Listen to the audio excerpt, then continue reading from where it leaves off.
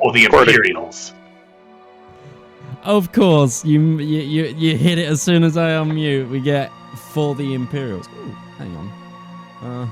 Are we the Imperials? Apparently we've. We're the Republic. Hold on. The Empire. There we go. I didn't have you all show. Doctor Doom. Hello, everybody, and welcome to another episode of the Elendor Chronicles, brought to you by the Component Cast. Before we get on with tonight's episode, we have some things to cover, as always. The first one is we're actually going to be taking a small hiatus in about 2 weeks. Well, as in this session, next session, then a bit of a hiatus. A cast member of ours is moving country, and we need to rework our schedule. But Beth is having a wonderful life-changing journey, and she's going to be moving country. I won't say where. I don't want to dox you unless you don't want to know, but you're moving to a country. That's a big place to dox somebody. Exactly. Only 196 of them in the world. Exactly. But yeah, so naturally we're going to take a bit of a pause. That's a stressful enough time as is. Let's not add trying to arrange a D&D session into that. Other than that, if you want to support the show, you can do so. What? I'm sorry, Mitch. Just the idea, it's like, oh yeah, they're moving to a country. I don't want to dox you. Mitch, even if they were moving to fucking Luxembourg, that's still a pretty big place to move to. I don't know. I feel like I could find someone in Luxembourg. It's not that big. Maybe Luxembourg, but Monaco? Come on. Oh, if any of us is moving to Monaco, essentially all you need to do to find us is find the one person in that country that isn't a millionaire. You'd need to be a millionaire to move there. I think that's probably one of the requirements. Or hired help. Either way, if you want to support the show, you can do so by becoming one of our Twitch subs or joining us on Patreon. Patreon gives us the biggest slice of the pie and helps us create more shows like this one. Other than that, if you want to help us out and you don't have any money to give, there's many ways you can do so. You can support us by simply getting involved in the comments, liking, joining us in chat, sharing our content, listening to our royalty-free soundtrack on Spotify, and many, many more things. Right, because of game I want to get on, we have a combat awaiting, so let's roll those credits and get on with tonight's episode. Hey, come here a minute. Do you...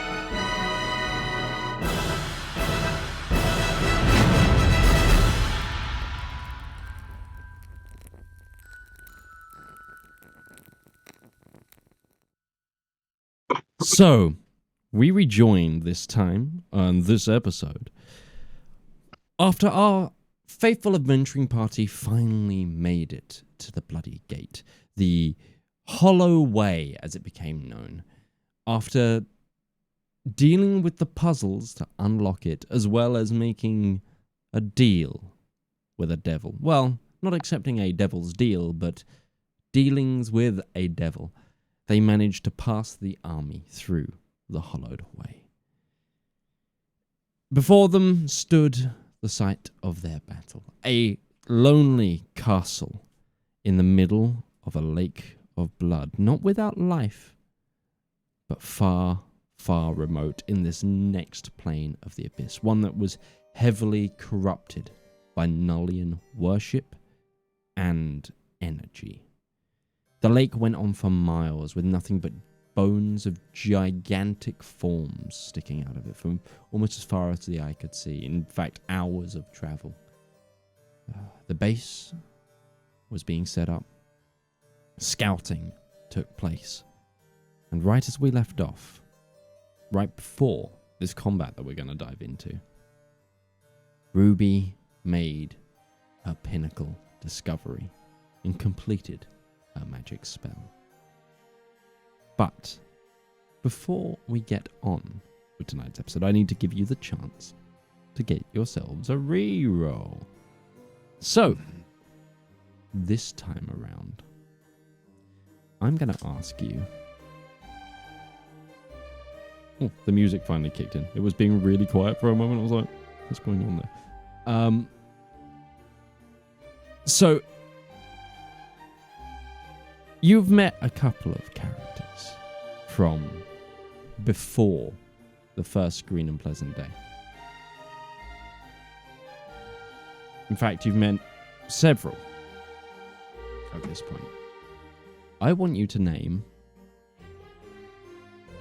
5 individuals from prehistory.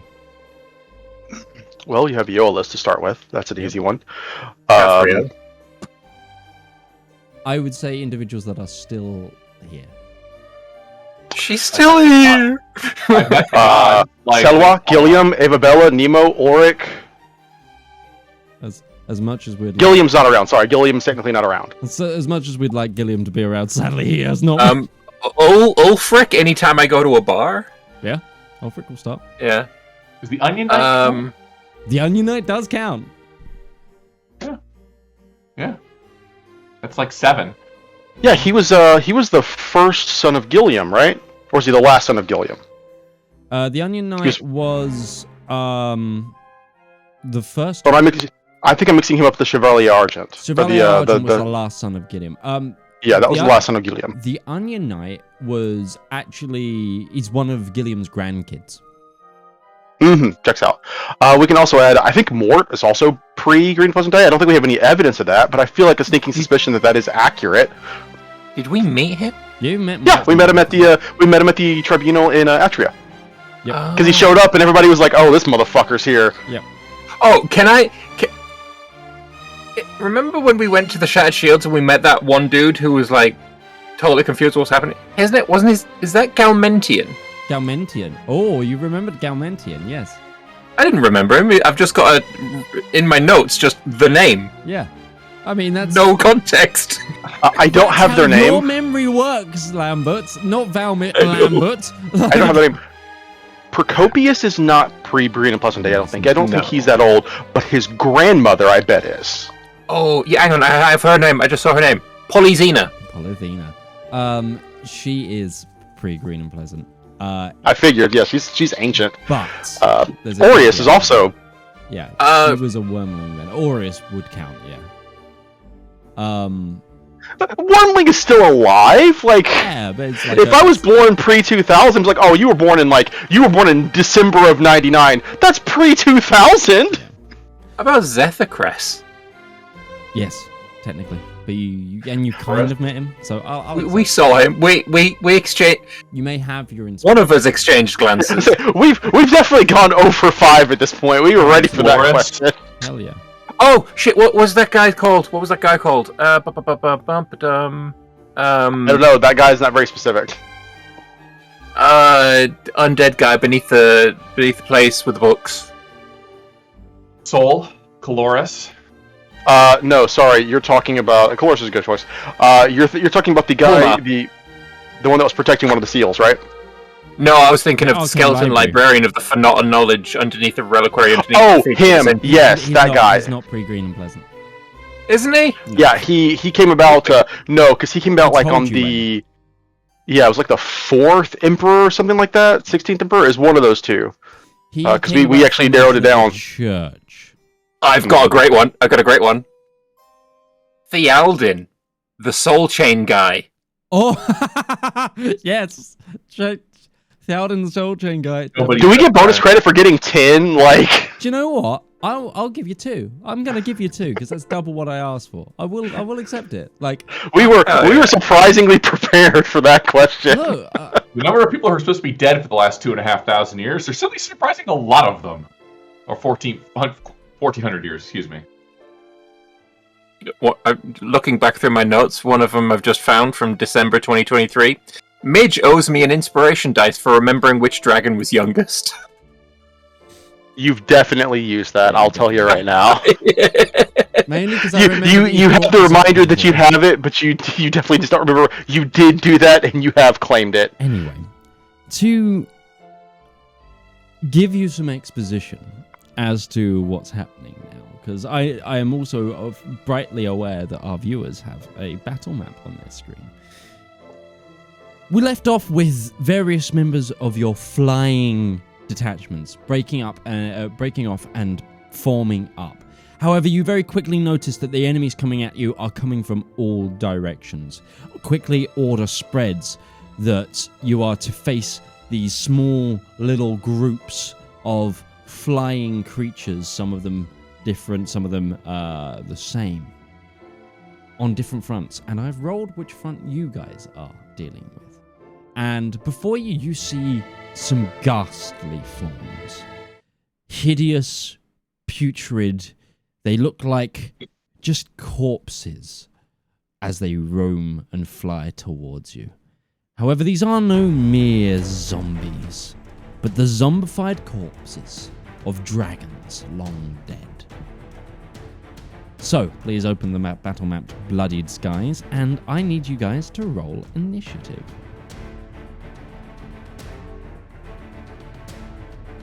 Do we get pluses or anything for being near people?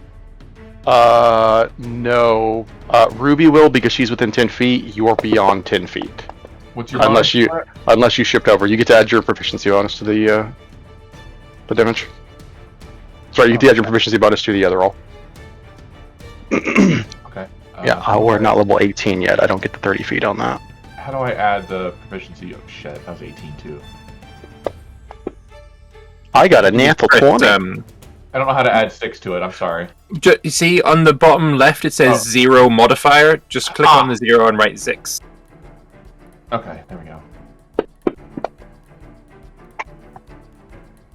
23. Nice. So, all of you are going to be going first. What about Lady Theodora? She rolled. She's a 12. Okay. Can I ask what her vibe is? Like, she's ranged? Does she want to get up and close and personal and whack shit? Like, what's her deal? You've seen that she has some javelins, but by the looks of her tower shield and hammer, she wants to hit shit. And spiked hammer at that, and small spears. Yeah, she's close combat, but at the moment she's man in the guns. I'm trying to picture somebody with a tower shield riding a mount, and all I can picture is that first enemy you meet in Elden Ring when you exit the tutorial area. That golden knight that is just like one giant tower shield on one side. I'm like, oh boy. Okay. Currently, that's actually strapped to the side of the Pegasus, like completely, almost gladiatorial shoulder pauldron, like all over, like over the side of this this Pegasus, this unicorn Pegasus. Also, is the wrong color. It should be a deep black. Also, you see her bright pink armor, just like she's raring for this fight. All right. Are these creatures currently flying by a method of flapping? Yes. Are they undead? Yes. Okay. They look to be. Breton, you're on deck, bud. I was trying to remember how I could measure my movement without actually moving, so it didn't fuck things, but we'll see here. Because I want to... Okay, we have more than enough movement to do this, and I don't think there's any reason not to.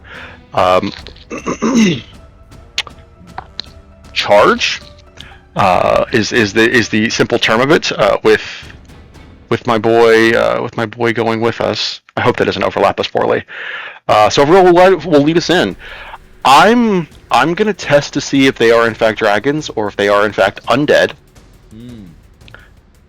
Because instead of drawing the Blade of Equilibrium, I think Breton is going to bring in a Couched Dragon Slayer. He's going to draw the lance, and he's going to see if slamming into this thing, if it's going to reflect that or not. Been a while since we've had a bit of combat. Give me a second to... I can't... Oh, crap, I can't grab Breton because he's underneath Silveril. It's fine. I'll move Silveril aside. No, don't want to target myself. I want to target the creature. Target's unidentified. There we go. I think we're good. Attack number 1.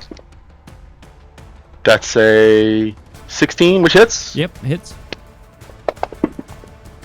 Does look like they are dragons. That's 36 points of piercing damage. Very They're nice. not undead, they're dragons. Yeah. Interesting, because Good. I haven't coded They them to be could be dragons. both. Well, I'll let him finish his turn, because it depends on what I do next, is if they're dragons or undead. Can they not be both? No, It's- normally in D&D no. you're assigned one type. These would be constituted as huge undead. So Then you might want to change this mage because then I'm doing a lot less damage on these than I should be. Or I should be doing a lot less than I am. but no. So you've got an effect on right now that's causing you to do radiant damage. Oh, so well, still, this is doing 3d6 extra damage because it considers them dragons Oh. instead of undead. That's what the Dragon Slayer does.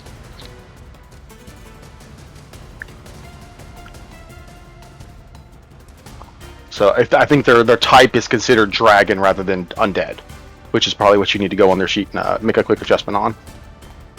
No, that they are on their sheet. They are considered undead. So I think the issue is actually on the lance roll.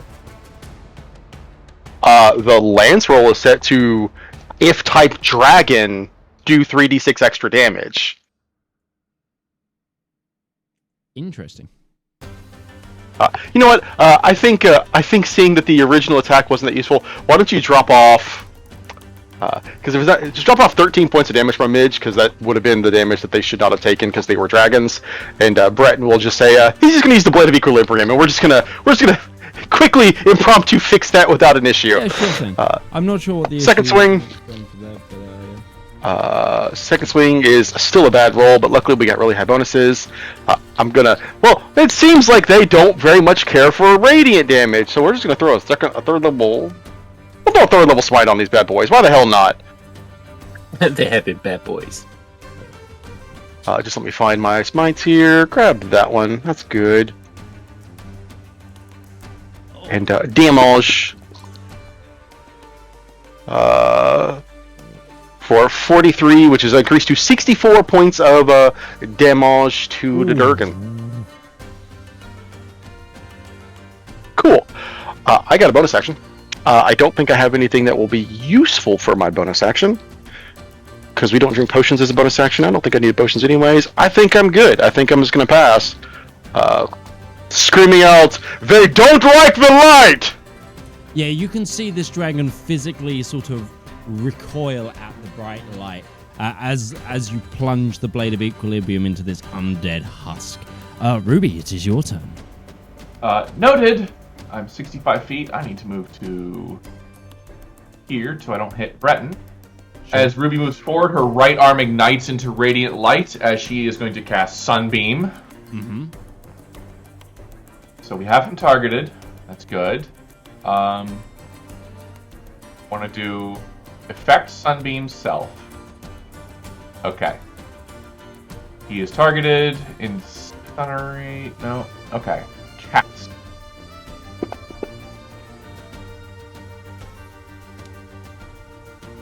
He fails. He fails. He's going to take some damage. Go for it.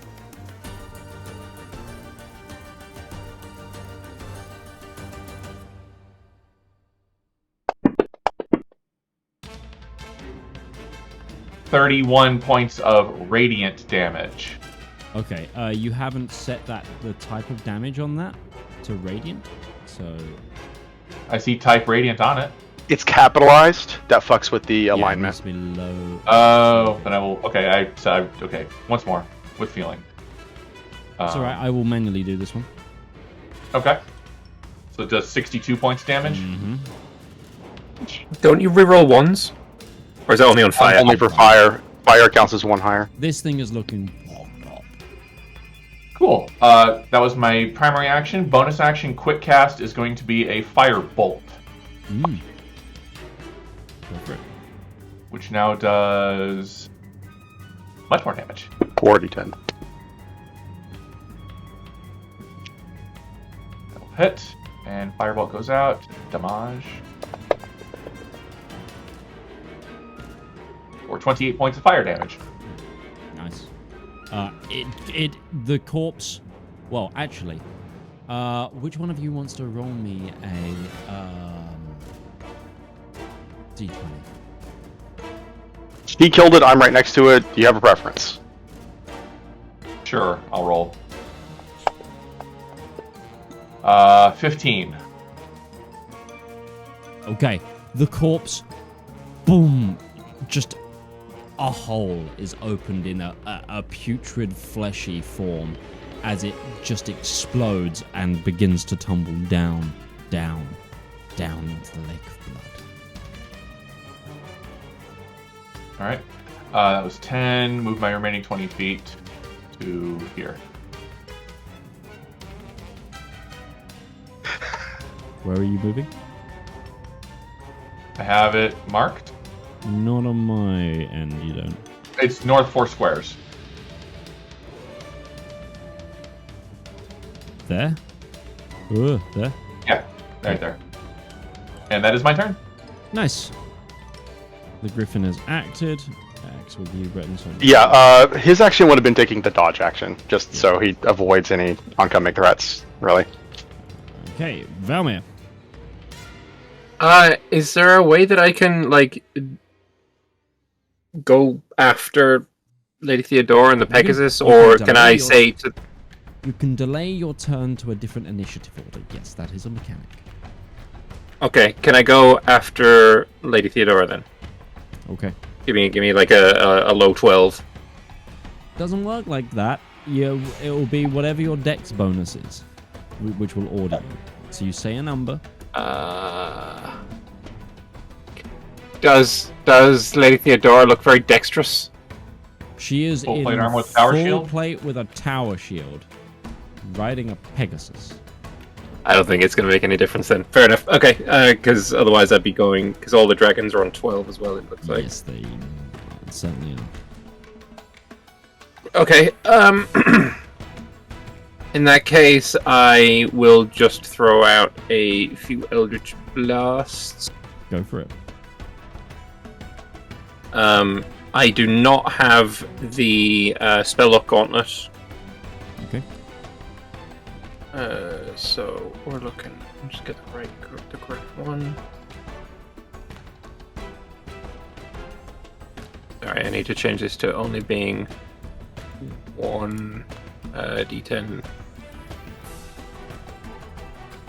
Okay. Alright, so I'm going for the one on the left. We cast 28 to hit. Sure. And some damage.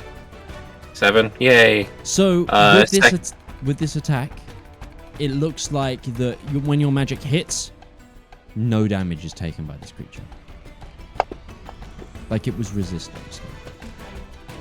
Not resistant slightly or resistant completely? Not resistant to the type of damage. It seemed like there's a threshold. Okay. Well, there's the second hit. I might as well just keep... Yep. Yeah. Oh, that's how they did it.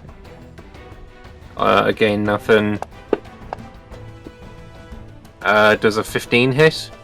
A 15 does hit. Apparently it does. That Okay, is can I roll higher than a AC. 2? Alright, 14 damage this time. Okay.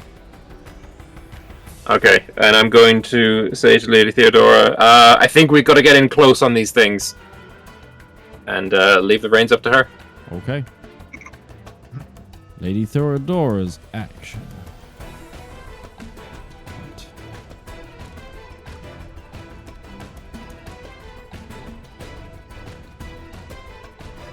They have a fly of 90 feet, so...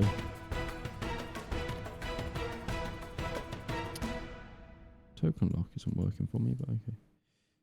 5, 10, 15, 20, 25, 30, 40. 40, 45, 50, 55, 60. She says back at you, it's just like, that I can do! Can you put me like to the side so I'll be able to like select myself? Otherwise, it's just going to be awkward.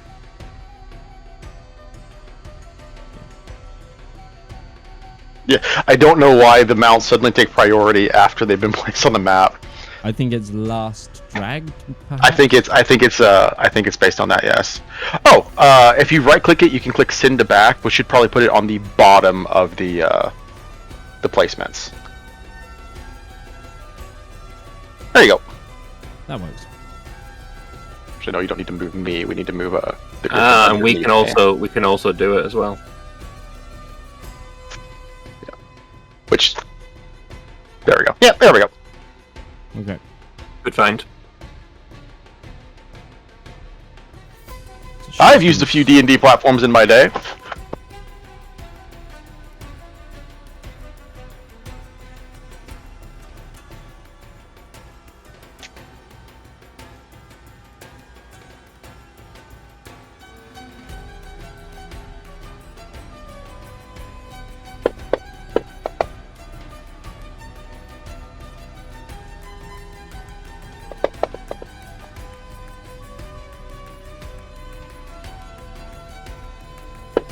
So you see Lady Theodora just start going to ham with oh, that's a crit.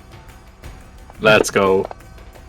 Going ham with her what looks to be like an empowered great hammer that she's wielding with one hand. It's got this large gnarly double, like it's like a hunting spear head on the top that slightly twists like a unicorn horn, and it's very serrated as well. So she's doing both like hammer strikes and then slashes with it as well.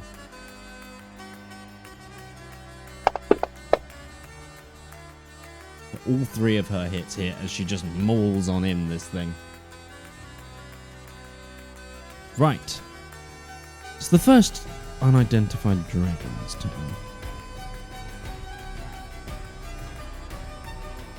Who is this mystery dragon?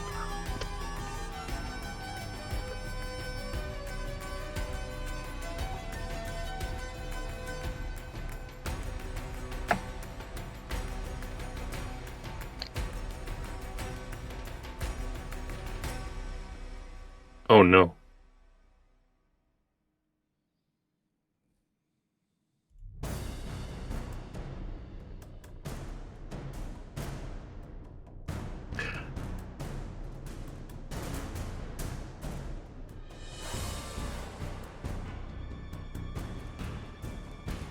So this dragon on the left here, Valymr, from you, rears its ugly head and begins to snarl like a dragon's about to breathe fire. However, what comes out is putrid bile. Oh, fun. Oh boy, I'm fighting the plague lady from Dead by Daylight. Please make a Constitution saving throw. When Lady Theodora and the Pegasus do this, they have a +5 from me. Awesome.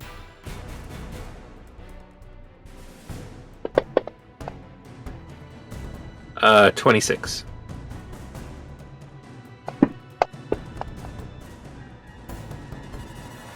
$13 for Lady Theodora.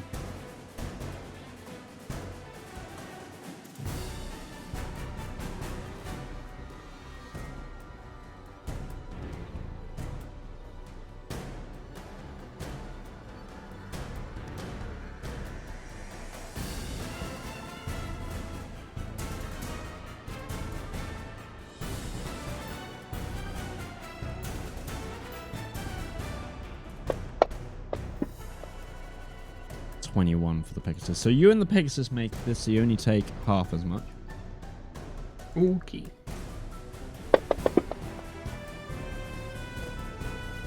You take 37 necrotic damage halved. 36 necrotic halved. 37 halved. So yeah, 36 halved. 18. Yeah, I'm trying. Hang on, I'm just going to bring out a calculator. I can't be asked to do math right now.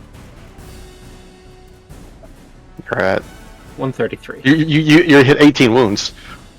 Oh, right. It Count goes up. It's 18 wounds. That's much easier.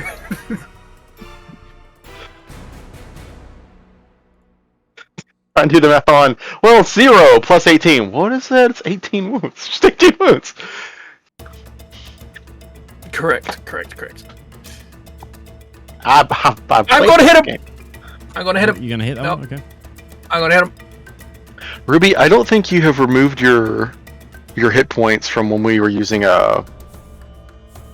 the chalice to give us maximum hit points. Because there's no way you and I have the same hit points. 190? Yeah, I do. No, there is no way you have the same hit points as I do. That's a hit, Valymr. Roll damage.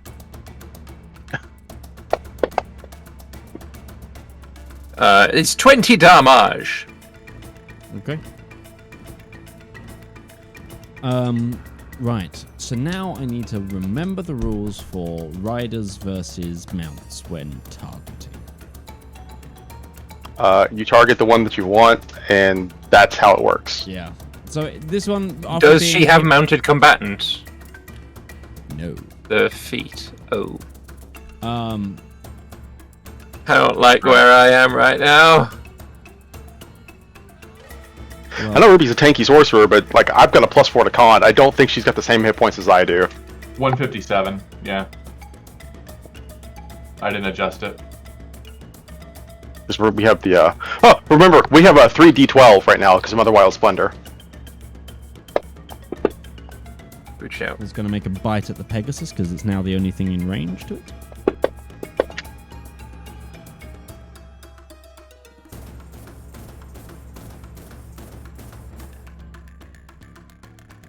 Hits. This dragon just takes a bite at the... No, we have 3d12 Bardic Inspiration. Not 3d12 maximum hit points. So, for emergencies, we need to roll some shit. Okay.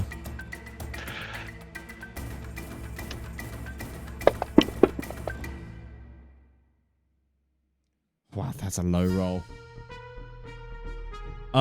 You see this bite just infect, it goes straight into the neck and half of the head of the Pegasus. And then you just see this black ichor bite into the Pegasus. And just as this thing releases its teeth. The Pegasus is looking real rough after those last couple of hits.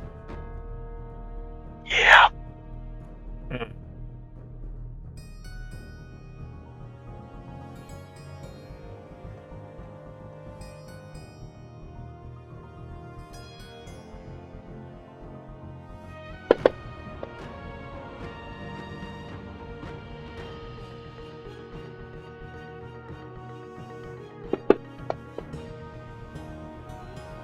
Oh my god, the Pegasus is still up. The Pegasus is still up. It's weak, but it just takes another claw and lives. 5, 10, 15, 20. Okay, this one's coming for you, Breton. Go for it. He's going to try and bite you at first.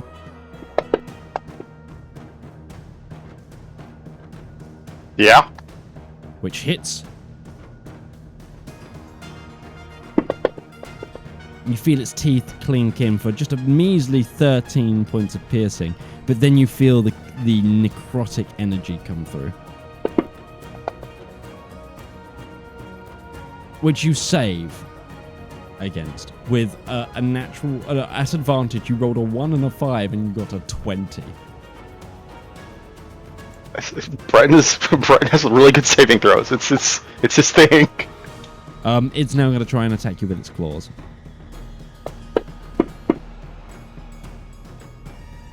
Which hits. Yeah. Imparting 17 points of slashing damage. You go snake.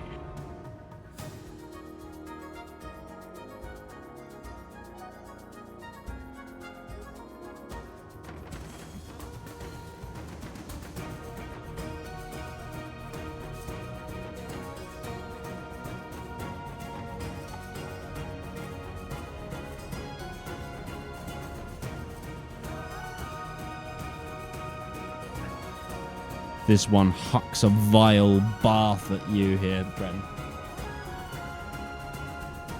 Please make a Constitution saving throw. And Okey-dokey. make one Another for the Griffin as well, if you can. Why? I have advantage because the sword. That's why. Yes. The Griffin currently has a +3 bonus on this. Hopefully this adds in the roll. It also has advantage because it's within range of my sword. Yep. Because that is level 17, not Hell yeah. safe. That's a 23 for the Griffin. So you both save this, so you're going to take half as much. You take 35 necrotic damage halved as another like a vile 17. bath. 17. Okay.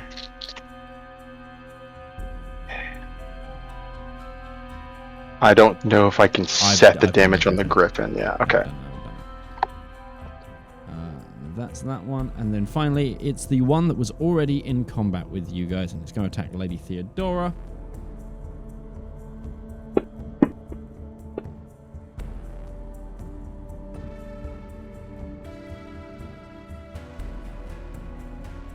Hits.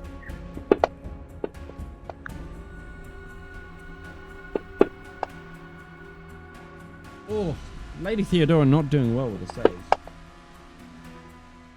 She has +5, remember? She rolled a natural And 2, wouldn't have saved her. she is outside of my... Yeah, she's outside of my range. I can't help that.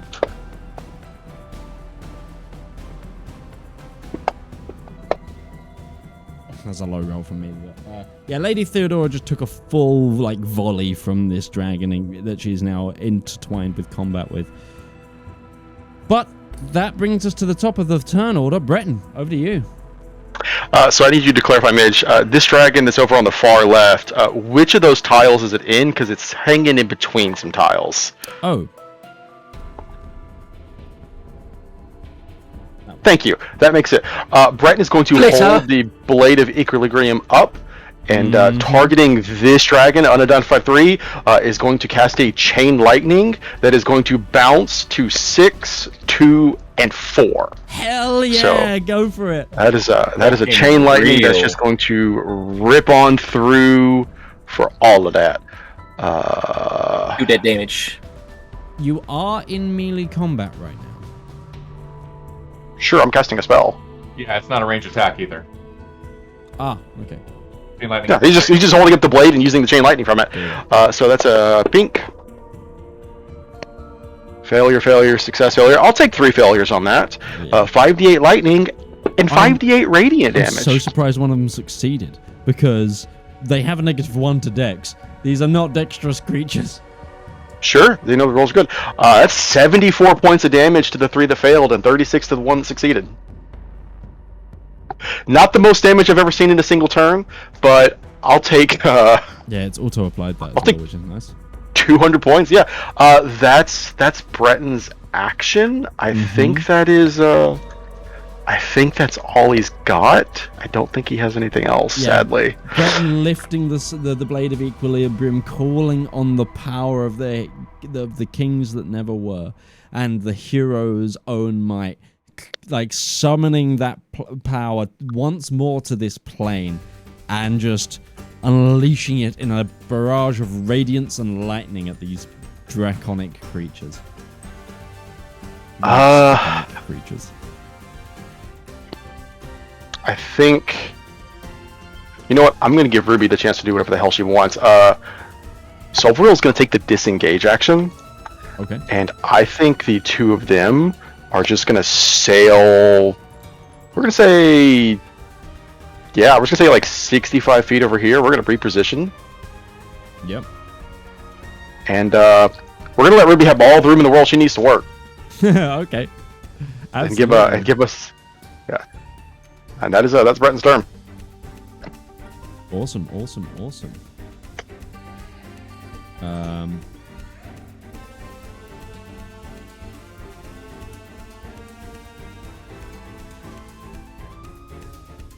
Okay. Yeah. It is Ruby's turn. Midge, out of curiosity, would you allow me to, if I spend the sorcery points to change Sunbeam from normal to distant cast to increase its range? Or would I have to recast it? You've already cast it, Yes. so that would need to have happened on the time you cast it. Okay, that's fine. That's fine. That's fine. That problem. being said, it's still 60-foot range, right? Yeah. No, it's just depending on what I'm gonna do next. Yeah, no fair. Sorry. Checking spell ranges real quick, like. Right, quick. Right. Quick, like. 30, and that's on 60. Okay. Alright, cool. So as a... Wait, double check. Sorry, action economy. Let's check.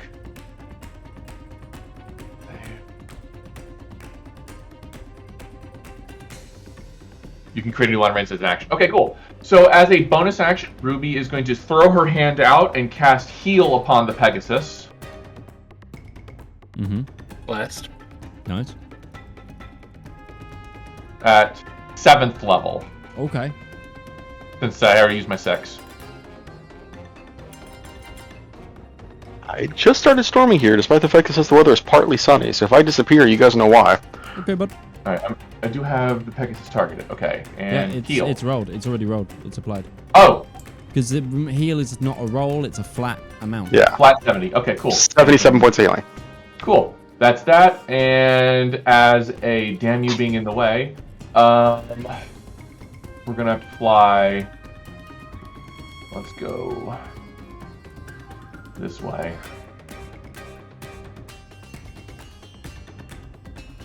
And as an action, we're gonna target the same one that Valymr is currently. He's in the way.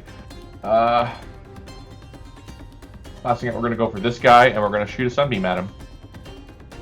Sure, go for it. Dead ahead. He succeeds. Amazing. I don't see your... Oh, okay. I need to hover over you to see which target. Yeah, amazingly he succeeded. That's what he Well, he succeeds the being blinded. Well, Still gonna take half it damage. takes half damage, which is then doubled back up. So, 38 points of damage is still not bad. So yeah, it's he still takes that damage, essentially, just not doubled. That is a turn. Awesome. Good turn. Sorry, had to heal. I would have done more. That's good. 2 people would have tumbled 1,000 foot down. That's Into liquid! yeah. Well, Liquid blood. It would have felt Is like it concrete. boiling blood or is it just normal blood? It would have felt like concrete first, and then we'd find out. Okay, that's an answer I do love to give as a DM, so I respect it as a player. I mean, I've got a potion of don't fall fast. So Yes, sorry, 'cause you Theodora. want to be feather falling whilst being swiped at by dragons. Potion of drowning. parachuting. Anyway, I'm going to try and strike upon this Sure. dragon. Yeah, go for it. All right. Do I want to use a bonus action first? Yes, I am going to use my bonus action first to do an... Where's all my smitage? Is it blinding smite that does the... radiant. Yeah, I'm going to use blinding smite. So I'm going to target myself, and then I apply. And then we are untargeting me, targeting the doodad, and then we roll to hit. That is a 27 to hit. Ooh, that hits. And I am going to... first, I'll see if your man is blinded.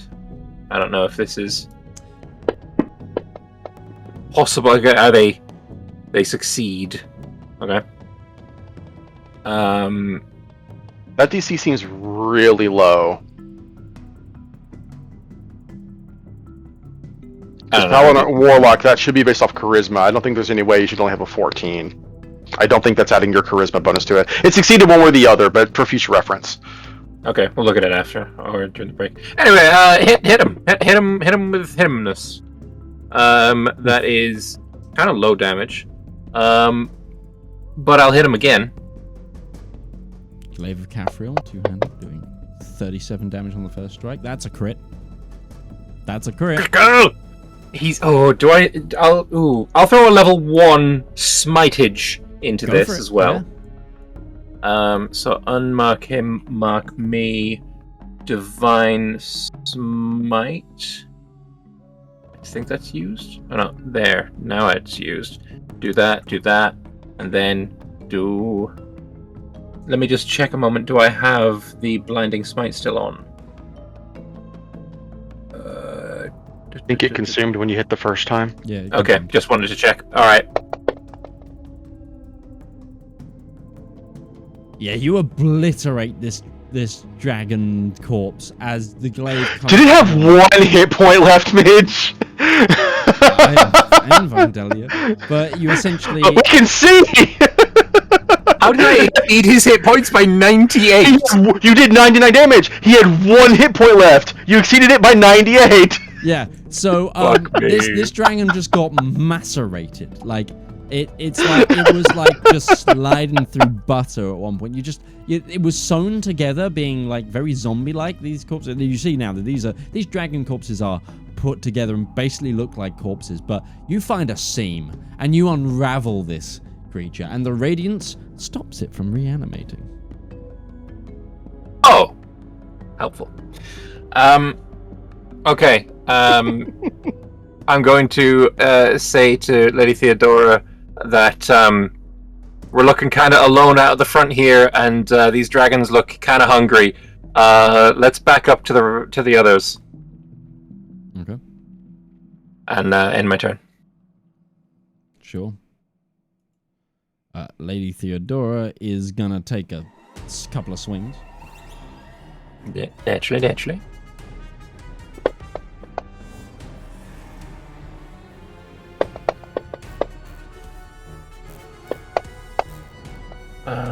Blinding smite. She crits again. Oh, let's go. That's somebody that aren't the bad guys are, like... Oh, right, that's why I did shit tons of damage, because it crit. I forgot that I crit. That was a memory issue. Take the disengage. Yeah.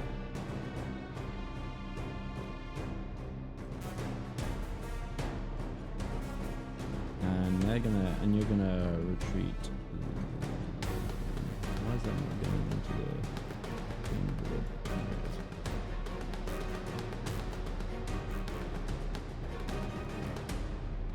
the... Let them come at me.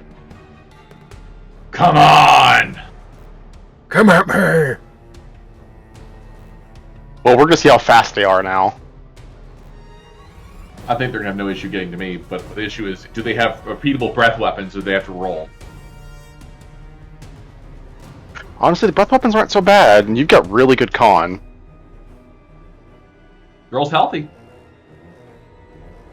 You are also... You're also within 30 feet of me, so you have advantage on saving throws. Right, this one doesn't seem to have gotten its breath weapon back. But it does have a bite. Cool. That's a natural 20. Ha! Alright, that's significantly less cool than I thought it should have been. Yeah, Yep, that's fair. that's the opposite of cool. That's hot. Wait. You take 32 points of piercing damage. All of these things mean the opposite of what we mean. It's fine. She's inflammable. Yeah. Or flammable. She's both. You know what? Nice. It doesn't matter if you're metric or imperial or Fahrenheit or Celsius. We can all agree English doesn't make sense. Sunbeam remains. Sunbeam remains. What's the second con save? I have worked. He has advantage.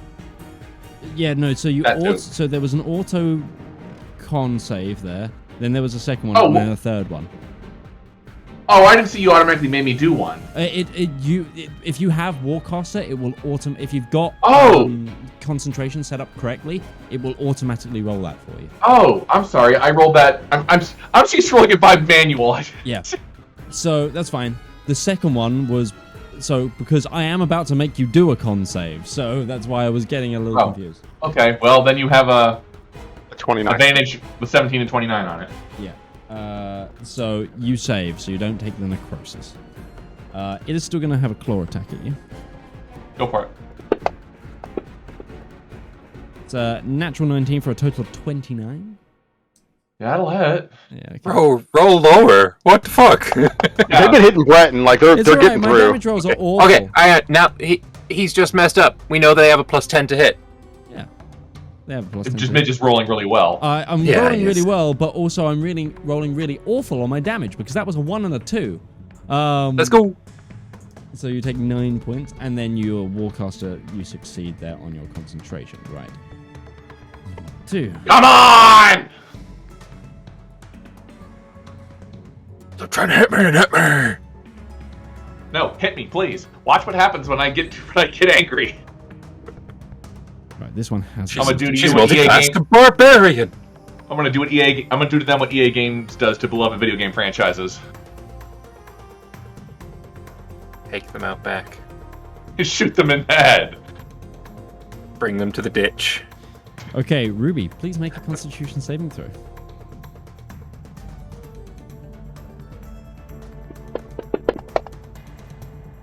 $24. Okay, you succeed, which means you take half. You take 34 necrotic damage halved. 17. It's that one's turn.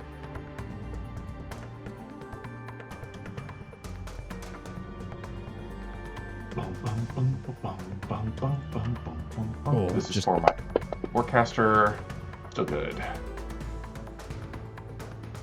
You have your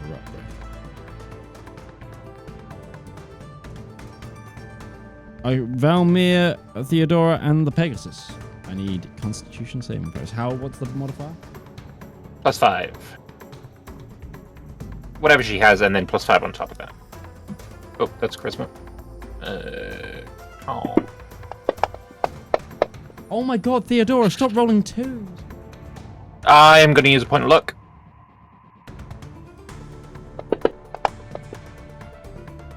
$18. I'll take an 18, I think.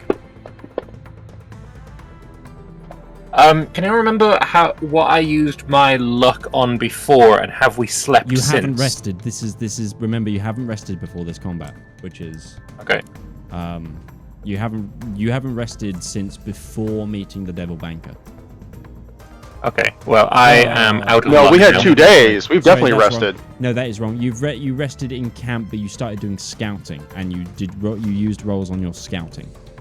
That's what happened. This happened at the end of your first siege phase. Okay. Sorry, the first one was my mistake. You have rested, but then you did scouting. Okay. I am out of luck.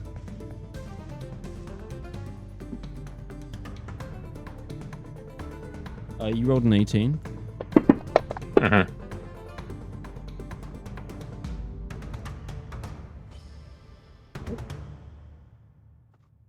That's exactly the DC. Oh, yes. So it's 29 points of necrotic halved. Theodora and the Pegasus take. 14 for me. That was a really low roll on 78.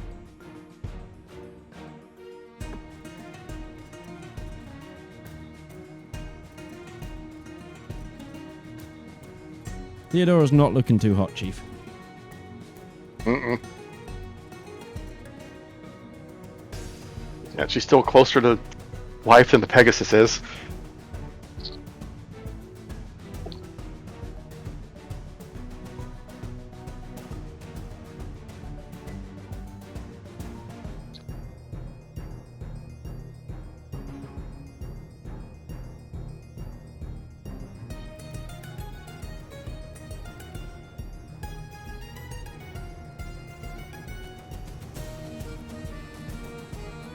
Stop right there, criminal scum.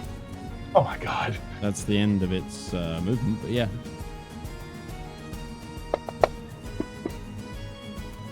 That'll be a 34 to hit, Yeah, hits. and it will take 23 damage. Nice. Awesome. Breton, over to you, sir. We're going to start us off. We're going to cast Spirit Shot at 5th level as a bonus action. Okay. The radiant energy starts to pour off of Breton. He and Silveril are going to sweep underneath Ruby, come up on the dragon here that is Sure. pretty wounded. Of course. That's fine. We're going to make a swing with the Blade of Equilibrium. It is not a natural one. I'll take it. We're going to smite at... Oh my god, yeah, you can't miss unless you roll a natural one. I'm going to smite it at 1st level.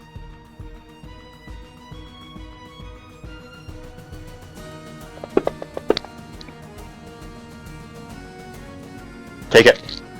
Yeah, this Nice. one just absolutely explodes, and there was radiant damage in there, wasn't there? There was. He can't not do radiant damage. Due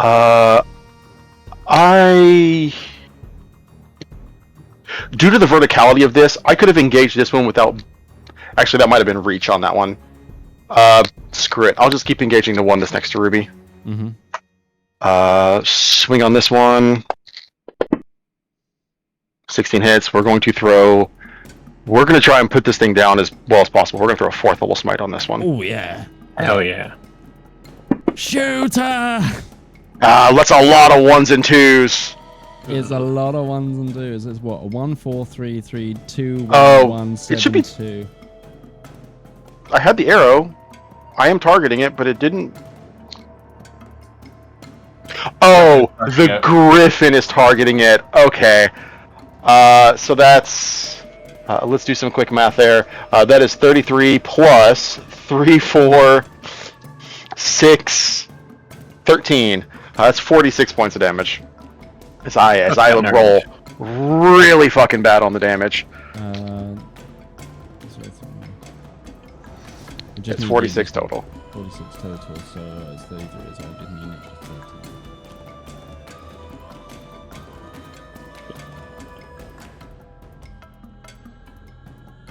Well, no, I don't think it did the damage to it at all, Mitch, because it wasn't targeted. Oh.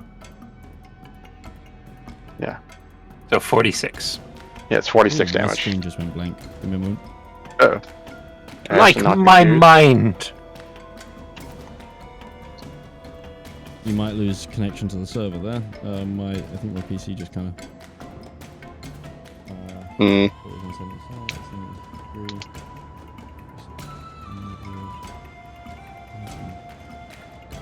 Figures right when it's my turn.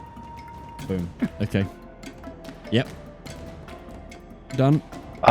Silveril is not going to disengage. Silveril, do the thing! Caw! Beak. What's over disengaging? No, Silveril is going to attack. Oh, okay. Caw. A car, bitch! It misses. Caw. It hits. Caw. Oh, it makes it past the damage threshold by 1. I'll take it. Good boy. Ril's first kill, right? Of this campaign? No. Not a fucking chance. Okay. Not with how low I rolled on that smite. That was sad. That's Breton's turn. Okay, Breton. Actually, no. We're gonna move up to where Silveril is just right about here. There we go. We're gonna go there. Right. Ruby, over to you. Cool. Ruby's gonna pull out the Warweave wand. Yeah, go for it. Oh, She gonna be casting. The first thing is charge 1, changing elemental damage type of chain lightning from lightning to fire. Okay. Second, increasing spells level from 7 to 8. Okay. Or from 6 to 8. I also believe that requires a D100 roll. It will do, yeah. Or D1000 roll. A D1000 Get to roll. that one. Yeah, it is. So it's gonna get this guy, this guy, this guy. I don't have the damage set up for this, so I'll roll the cast first.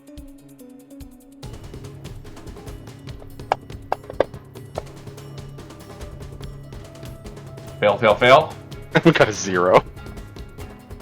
It's 10, 11, 12 d8 fire. I don't have it set up, so give me a second unless you just want me to roll the damage manually. Roll the damage manually. 12 d8. 11, 12. Wow, that was Plus terrible. Yeah, so 43 points of fire damage. As the flame licks off of Ruby, because I cast a fire spell, an additional lick of fire damage is going to go to this guy. It's just going to be straight 5 fire. Oh, sorry, which ones were you targeting for the original spell? All 3 All of them? Okay. And it was 43? 3. Yeah. 43 points of fire damage, yes.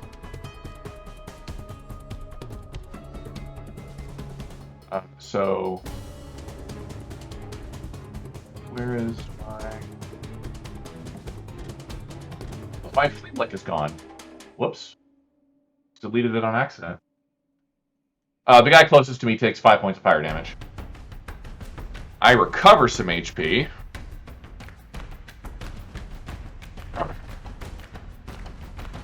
For doing this, I gain...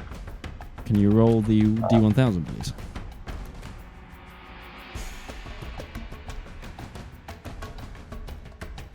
$311. So, number 3... And we gain hit points to the spell slot, which is 8 plus charisma, so 8 plus 5 is 13 HP back to me. Ew, taking Okay. health from a zombie dragon. Okay. Blech. Now, is this funny Technically, if I tell you what Technically it it's not does or not? well, I'm not done yet, if that matters. That was just action. Yeah. So, perceivingly, nothing happens. However, as a GM, I need to know what the next time Ruby speaks, when that happens. It's about to happen. Okay. Right now. Because she's gonna quick cast a cantrip. Okay.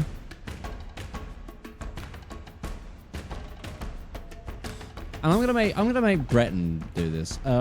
Breton, I need you to roll me two d20s.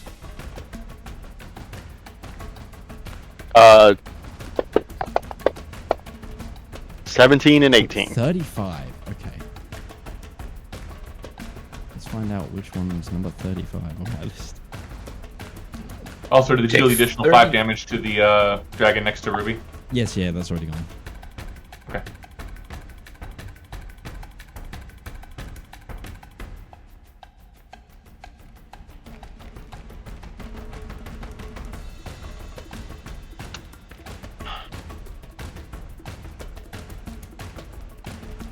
Who is the 30?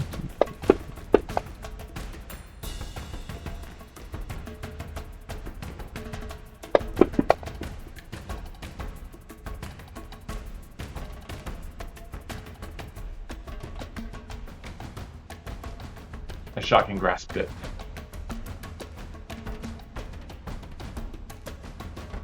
That's Theoretically. hilarious. That's hilarious. Right. You shock and grasp it. So what is said when you cast shock and grasp? Zap! Get the fuck off me! That's No, absolutely she's hilarious. just... She says zap. So as you say zap, Indar the Thundersmith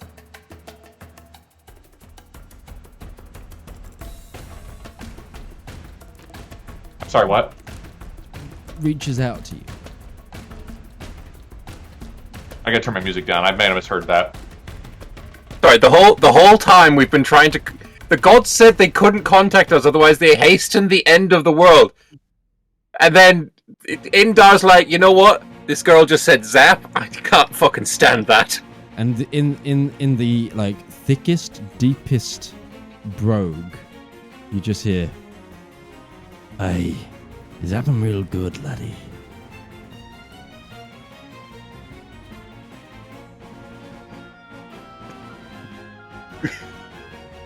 There you go. I need an adult. Also, Lassie, thank you. My apologies.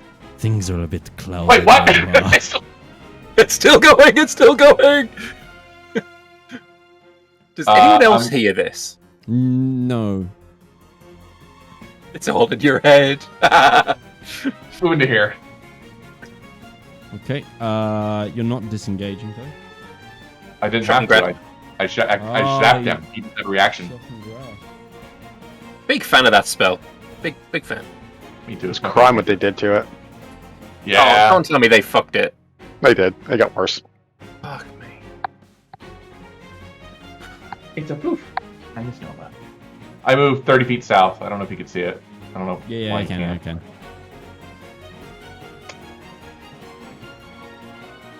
What's my turn? Boom. Found me. Well, as a bonus action, he's going to point his glaive at the dragon to myself, Mr. 5. And he's going to shout, Caffriel's judgment upon thee!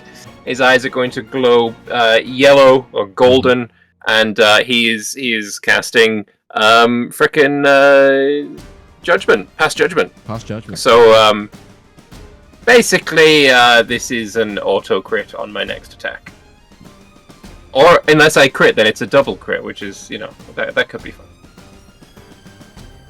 So roll to hit. It's not a crit, damn it. How do I make it a crit? I forget how. I believe it's control click when you roll damage. I think that's right. I'm also going to shove on a level 3 Divine Smite, Go for it. which I don't have a command thing for. So can I roll? Can I put a level 2 and then roll 2 extra dice? Is it 2 extra dice or Can 1 you extra not dice? just So duplicate- One extra dice. Can you not just duplicate the damage on the spell and edit it so it has an extra dice in it?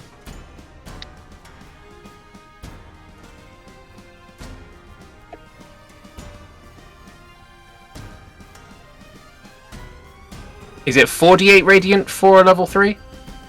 Yeah, plus 1d8 because it's undead. Plus 1d8 because that does it automatically though. Don't need to worry about that one. Should do. Okay.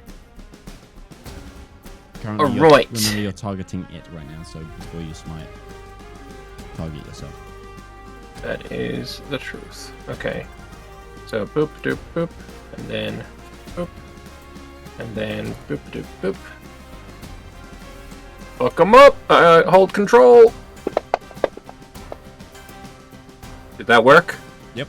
Yeah, I see 2 dice. It does damage. 74 points of damage. Nice. I hit him again! It's a big hit. Go for it. That didn't roll Right. crit. Oh, it didn't.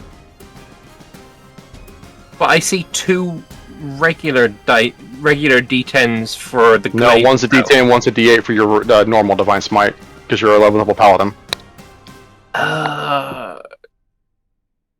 So, So it should be. So it's. help. I don't know what to do.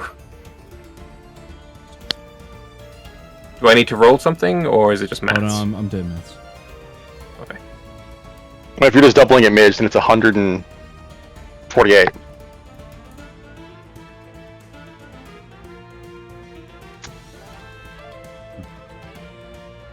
Yeah. Yeah, this one goes bye bye. To Caffriel with you! You passed judgment. I passed the judgment, and then I'm going to, with my second attack, go at this guy. He's Am I out of using range. my range? Okay. Is there, Otherwise, you would have been out because if you were using the front of the Pegasus, you would have been out of range of the first guy that you just killed. right. Okay. So that is out of range.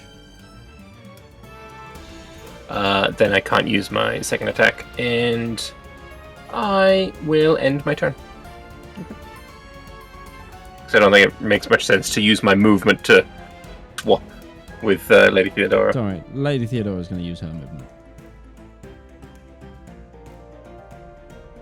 Because what you could have done is, yeah, try to swap, but yeah.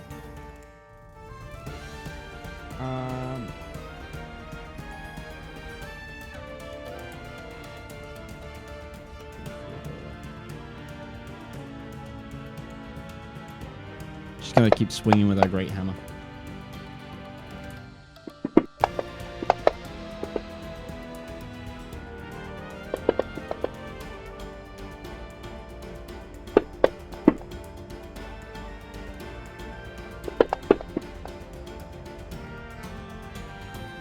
Some decent rolls from her. And you know what? The Pegasus is still going to get an attack. Because why the hell not? Really hoofing it. 19, let's go. Hell yeah, Pegasus. Also breaks the damage threshold.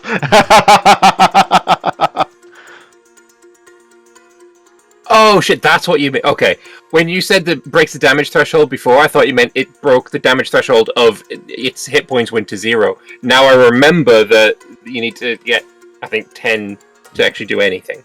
Right. Now I understand. I got confused. This unidentified dragon 2 is going to start attacking the griffin. Okay. So 20. 22 points of piercing. Yeah. Does the griffin have a con modifier right now? It always has a con modifier. As in, like, are you modifying it by anything? Yes, its saving throw is buffed by Breton's aura. Okay, what is it buffed by? 3. And it has advantage on saving throws. Oh, it has advantage? Yeah, +3 and advantage. It's not enough, it still takes this. There's an 11 and a 7 on the die. So for a total with a +6 each time, it doesn't beat the DC of 18. So it takes a further 3d8 necrotic as the necrosis from the bite sets in. And then it's going to make a claw attack. It's a natural 2, but that hits the griffin still. A 12 does not hit this Does it griffin not? because it has armor. Of It has an course armor it AC of 16. Of course, you're so right. No, so this misses. That is that dragon's turn. Number 4's turn.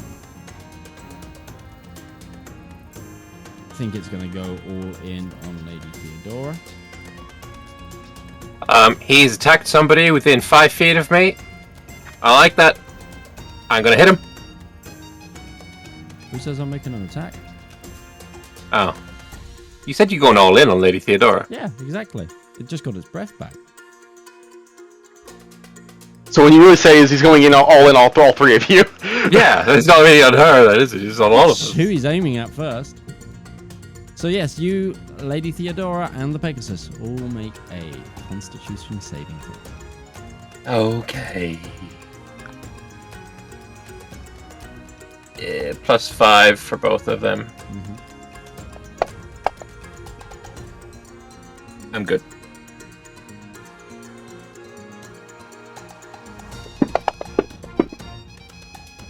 Lady Theodora's good for once. Yay!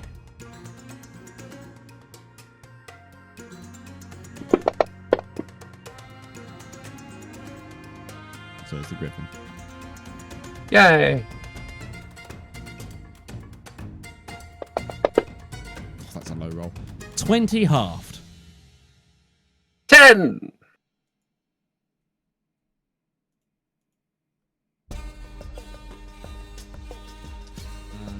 That's its turn. Bringing it to the top. Bren. The Griffin... Breton's not a gambler, but I am. So sorry, Breton. We're not going to heal Silverhill. We're going to murder.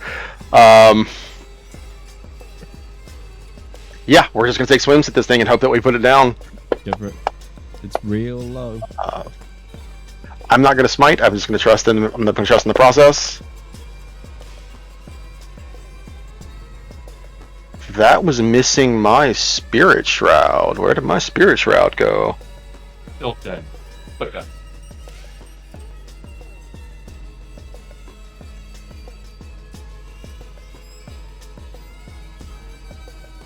There we go. Put that back on myself. Alright, that one's down.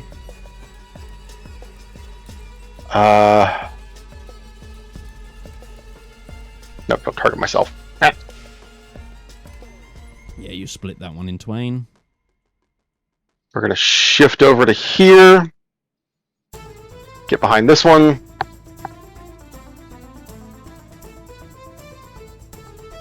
I haven't had your movement come up yet. Oh, there we go.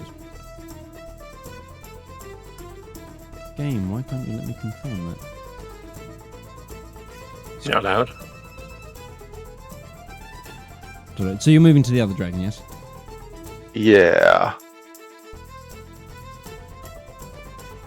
You have. Oh, it's applying that. It is applying that effect to the dragon, not to Breton. Okay, I didn't set that up properly. That's on me. We're gonna apply this effect to Breton. Cool. And now we're gonna target this one. You said we have advantage. I do like advantage. Advantage is nice. I thought you'd want to move into flanking. That's wonderful. Do I get a crit this combat? Maybe. Oh, that No, I get a 2 and a 5. It did I get roll. Hey, a 2 and that's a a 5 dirty 20. That's a dirty 20. I just... for. That's gonna be 45 points of damage to this one. Yeah, it just Straight dies. murder. And with that, combat abates. At least this combat. I now need each of you to roll me a d20. And this is going to be to see how the other combats went. Haha, 7. I wasted my 17 and 18 for Undar to fucking talk to Ruby. Come on. Oh no, guys! It keeps doing it. I was like, it's a 20, 20, 20, 20, 22. Okay. Okay. Let me move away from the jaunty combat music to a bit something a little bit darker. As we are told about the death of the rest of the army. As you deal with the final dragon, you look to the other combats going on in the skies spend our around you. D12s on it? I think that might be an idea. Are we allowed to?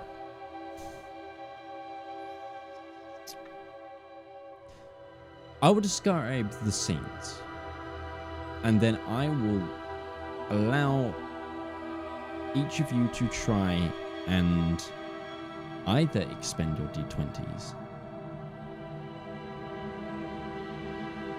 Yeah, I'll describe the scene, and then I'll allow one of you to expend, like I'll allow you to the person who rolled for this scene to expend their Wild Month's grace points. Especially as this battle has already been connected to the outside as the tethers fray.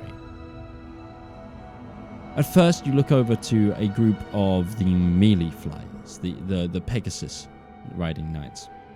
Pegasus! These ones seem to be mostly of orders from Gervalu. Some of them are even like the order of the City Watch, the ones that, you know, the Royal Guard contingent. As you see them, a couple of them dealing with what it looks to be a large swarm of demons on their side, headed up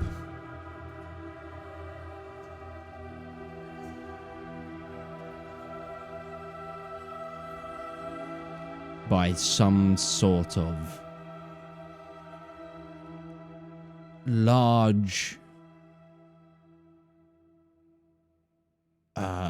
sort of like winged bear creature.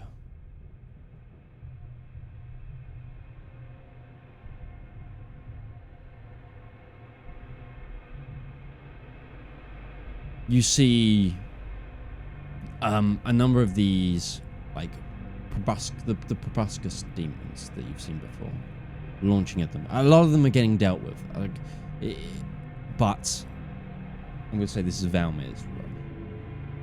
This main bear demon, one of the royal guardsmen, goes into hand-to-hand with it. He's knocked from his Pegasus and he's just holding on to this creature's chest hair as he tries to plunge a blade into its neck cavity. He just can't make purchase. Valymr, would you like to expend any Wild Mother's surges on this? I think. I mean, yes. I'm gonna say you said there's a lot of them from Gervalu. Yes. That's like Ruby's No. Gervalu's place, the capital. right? Gervalu's the capital. Ah, right. Sorry, my bad. I knew it was important. Yeah, I'll throw a d12. I get an extra 9, so that goes up to 16. Okay. Finally, you see this knight's blade. He almost pushes away from the demon, and like uses the momentum and just uses his own force to force back. Like as he begins to fall, as like gravity begins to catch up with him, and he uses that urge to just plunge this blade right into its neck, a bright light bursting out. However, then he is then thrown backwards and he crashes into another Pegasus rider, both of whom tumble down. But the demon is slain and the rest manage to clean up the rest, and they begin to RTB. Ruby, let's go to your role. You see a solo rider. Seems like he's got split off from the rest of his unit. He's standing aback one of those. He's actually standing the back of an eagle, a large eagle creature, and he's using a longbow. He too is being swarmed by these. They don't seem to be like large demons, but these ones are like small spear-carrying ones, being propelled by their own flight. He's mostly outrunning them, but there is a horde of them. He's taking them out like left, right, and center. When suddenly he feels for his arrows. He's run out. Would you like to expend any of the Wild Mother's blessing? How far away is he? Out of curiosity. 300 feet? 400 feet? Plotting on that one. Or this is I have to expend the Wild's blessing, or can I do something? Can Ruby do something? I'll allow an either or. If you take an action, you won't be able to give them the Wild Mother blessings. Remember, you got 3 of those as well. Yep. Damn, too far away. Yeah, I've spent a blessing. I was going to try to vortex warp him out there, but I don't have the range on that. Sure. Yeah, give me a d20 roll. Oh, d20, that's sorry, 12. d12. My bad. 5. 5. Okay. He finds more arrows. Two of these spear demons actually, he doesn't see them, and they catch up to him, and he basically gets into like hand to hand with them. This guy pulling a small axe from his side and just beginning to go to town on them. Kills one of them, throwing them off of the back of the eagle, and he like quickly, with the free hand that he's got in the moment, he begins to dive the eagle, and the eagle takes evasive action. He begins to make it back. He is still fighting this creature though. It does seem though that there was enough of a blessing there to push him over the edge. Breton. Okay. You see a small group of individuals. Again, it seems that they lost their battle, and they are fleeing. There is a charge rallying to take out the demons that were pursuing them. However, 2 of them are thrown from their mounts, and they begin to tumble down towards the blood. Would you like... They are falling fast, and they're about... I want to say... Again, 400 feet from you. Is there anything Breton wants to do, or you want to do the see if the wild man can get involved? I don't have. I dream of a day where 400 feet is not just a pipe dream crossing a football field. That's dimension. I'd rather use a sessional inspiration to re-roll. Oh. Because I rolled a 2. I don't think a D12 is going to help anything there. I think I'm going to throw another D20 and hope that works. We have 2 of those. We'll still have 1 more. I think we're okay on that. Did you use your Luxon re-roll as well? I have not, but I got a 15. Okay, 15. You're watching these 2 individuals tumbling, and your sight narrows. You're very perceptive, but there's something gut-wrenching to know that these individuals are just falling in such a way. When out from your blind spot, you see a knight clad in all green.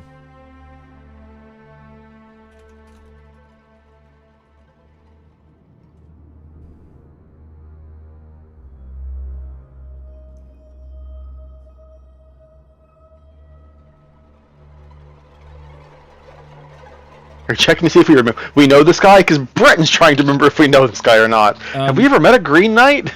No, I'm trying to remember the name of the creature. It's the really weird one. It's the really that weird does not narrow creature. down. This campaign. Again, Darius does narrow it now down. Do you have any idea how little that narrows it down? God bless you, Batman Beyond. You killed my father. What are they called? Blight. I think that was his name. The guy who had radiation. The ones that have like antlers. What are they called? The demons with antlers? Antlers with demons? No, they're the horse-like with antlers. Reindeer? Horse-like demon with antlers. No, there's a flying mouse. Not demon. Not a demon. Horse-like antlers. The Peritons? Periton. That's it. Yeah, it's a Periton. Thank you. But yeah, my friend was like, "We're in the abyss. It's got to be demons, right?" No, the Peritons, the weird bird creatures. Yeah. Absolutely gunning it. They went into a dive, it seemed, earlier, and this Green Knight just essentially the 2 kind of grabbed together like they're falling together, and it's the perfect arm. Like he basically football tackles them like mid-flight and pulls them onto his Periton, and they fly up. It's not the fastest creature, but they have a really good dive.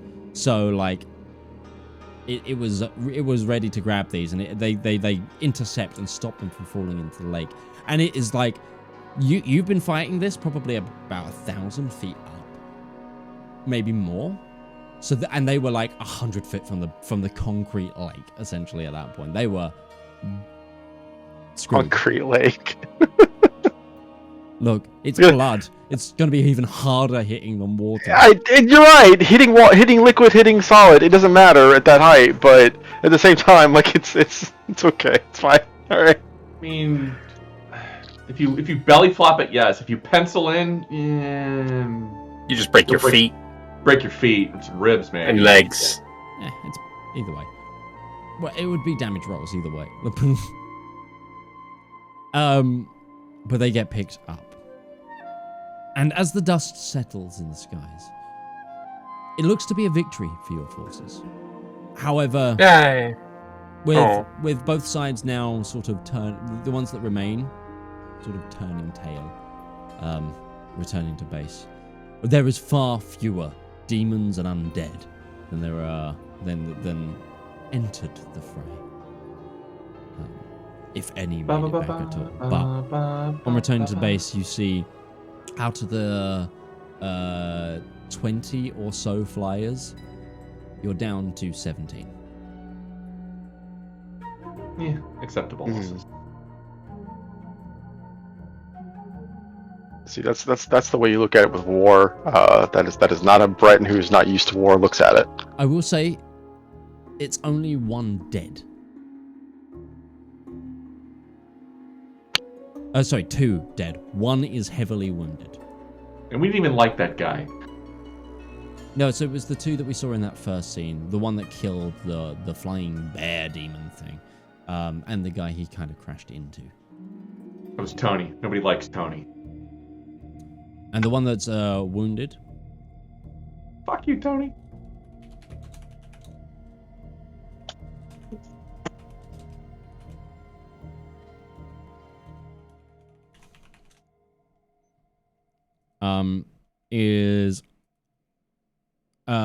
Is a knight by the name of Edelwine.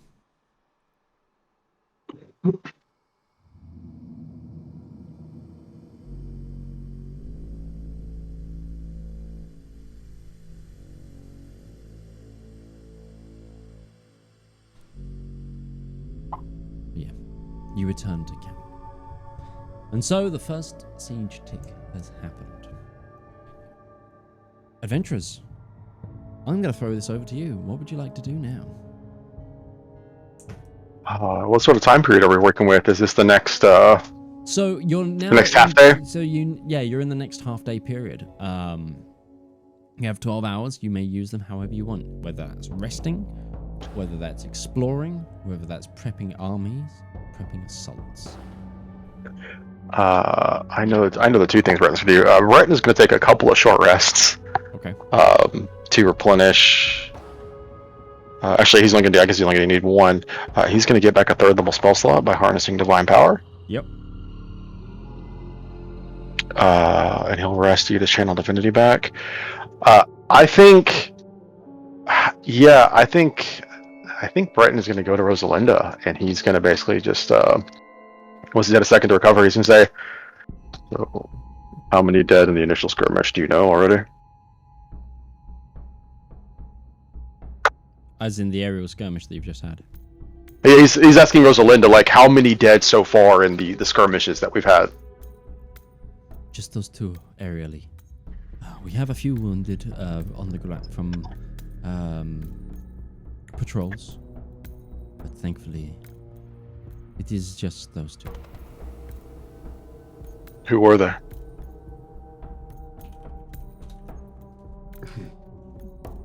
There were two Knights of Schultes.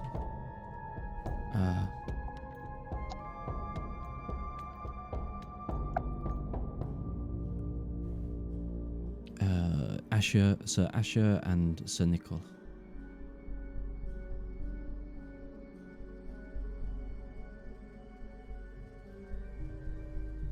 Sir Asher and Sir Nicol.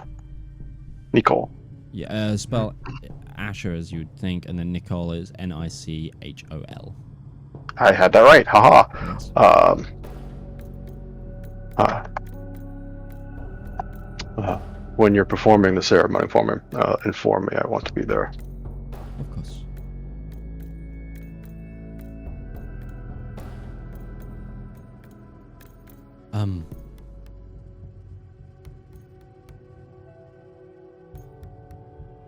We are going to attempt to send a party to see if we can find where they fell. Technically, they could be alive, but it is unsure. They fell into the lake.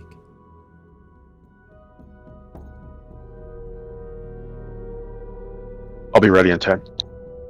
Very well.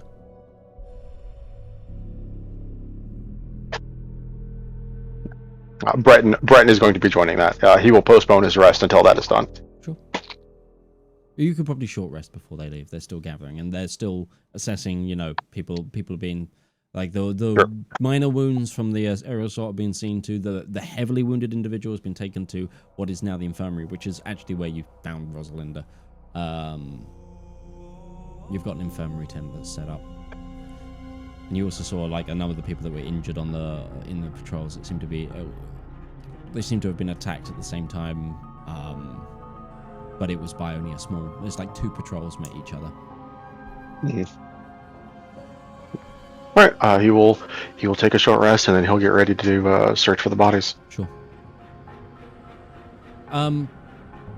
Ruby, what are you planning? Having a short rest and talking to God, I wonder. Or a god. After those initial brief conversations, it seems to fade away as the energy fully expended from the wand. Okay.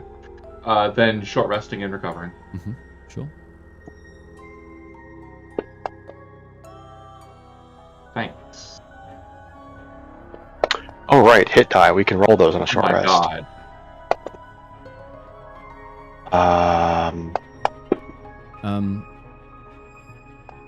Valymr, what are you doing? I don't have.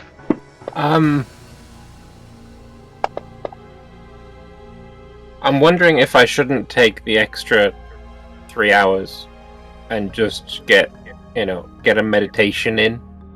Yeah. It requires a 2-minute. Damn. Get some spell slots back. I think that's probably what I'll do. Is first off, I will as we're flying back, and obviously when we're there, I'll tend to Lady Theodora's wounds, like lay on hands, all the works, get her healthy as we're flying back. Sure. How much you spending into her? 'Cause she got fucked up. I have no idea how much I have because I am. She's at she has 30 hit points left out of her 140. I'll give her all of them. I'll give her all. You of have them. 5 times your paladin level.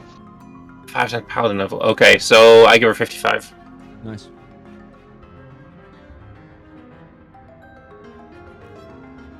Exactly. I'm actually going to use 5 of my lay on hands to finish healing myself as well. She says that thank you, but she's going to just rest up in the infirmary tent and get her wounds seen too. That's fine. I'm not even going to tell her I'm doing it. I'm just like, holding on because riding the horse. And she doesn't. Warm hands. It's one of those things of it when her gaping necrotic wounds start closing on their own. She recognizes what's happening. Yeah, we'll see. But, like I said, she got bit by a goddamn freaking undead dragon with diseases. Yeah. So many diseases. Yeah. Now, no more diseases. I feel like this is a win. And then she needs to like knock the dents out, that kind of thing. I'm gonna be doing the same. All I did was get puked on a couple of times, but I need to scrub this while I meditate, and I'm gonna take let's see if I can take a long rest. Okay.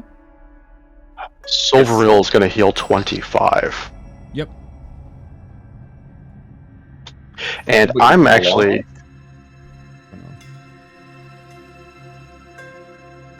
When we land as well, I'm going to meet up with Bren and Ruby.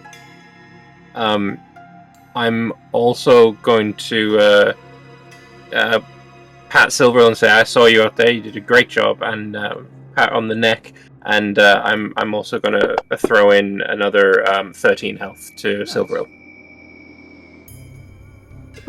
Because I saw her take a bite. Yeah. Him, her, actually. It's a him. He's a male. Okay.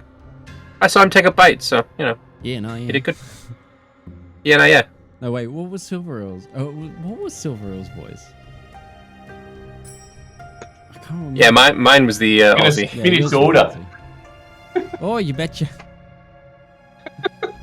I got in there good, didn't I? Wow, that was awful. That was awful. Cut that. Read scratch. My voice. He also can't he can't speak out loud either. So it's like he thinks it. Either that or he's the biggest Barry White sounded, fucking. Oh, yeah.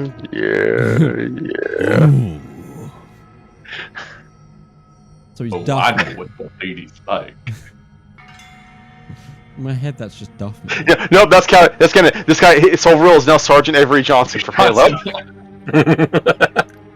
I am going to check on Lady Theodora's Pegasus. Make sure. 'Cause I know I threw a heal out. I didn't see how. Yeah, it got fucked up again. It got fucked up. You fixed it, and then it got fucked up again. As things tend to happen in combat. That thing tanked. Yeah. It's a case of like you have stable masters and ones that are trained in healing animals, so like you can expend this if you think it's fine. If it's something that like if you think Theodora's mount's going to be used like right now, but it's something that will naturally heal. It was putrid. The bite was No, healed unfortunately. with heal. Without a long rest, I'm gonna have to conserve on my spell slots. So Yeah, I'm gonna take the 4 hours Okay. to get meditating. So, Breton, you don't finish a short rest. You're holding off on that. No, you said he would have the hour to do the quick short rest. So he's gonna short rest. He's gonna get Solveril in there to get a quick nap as well, with the cure wounds and the rest for that. Solveril's in pretty good shape, so I think they're good to go out again before he gives him a longer break. Sure, absolutely. yeah, I burned a few slots. Yeah. Actually, Time would be considering night time now, or a nightly hour. I'm gonna do one more thing before we set out to do the search. I'm gonna go ahead and burn a 4th level to give Solveril Death Ward, so that I don't have to worry about my best boy here dropping without at least a little bit of warning or advanced potential for protecting him. Yeah, totally fair. Totally, absolutely fair. Okay. So a party of volunteers is gathered. Who are going to go down to the waterside on foot to try and look. It's actually a number of the scouts that are offering to go, as well as Rosalinda and 3 other men from Sholtes who are battle brothers of those who fell. They're making their way down on foot. Are you going to go and try and scout earlier on Griffinback? Yeah, when they go out, he's going to go out, staying fairly low to the water, like 30 feet up at most, and just kind of just zigzagging over the area. I don't know if Breton would know proper naval searching techniques, especially if there's a current in this blood lake. That's actually asking another whole other question. If this blood lake has a fucking current to it, there is. He wouldn't know that. He wouldn't know that. Actually, I guess he's flying, so he wouldn't need to worry about the triangle patterns that you use. But he'll just basically be doing zigzags back and forth over the area, seeing if he sees anything like any knights floating in the water here. Sure. Give me a perception check at advantage. Question: how close do you want to get towards the keep? How close were they to the keep? On the border of what would be the deployment zone. So not quite in the deployment zone. He'll get as close as they were, trusting that the Solveril and Hale's eyes are good enough to see them if they're closer. If he sees them within the deployment range, he'll risk going to get them, but otherwise he's going to stay out of it for now. Absolutely. Perception. I do have advantage toggled. Good. 26. 26. You actually do see something. You're about 10 minutes into the searching, and you look back quickly to notice that the Rosalinda and everyone are almost at the shore to begin their on-ground search to see if they can work things out. But you see bobbing in the water a glint of steel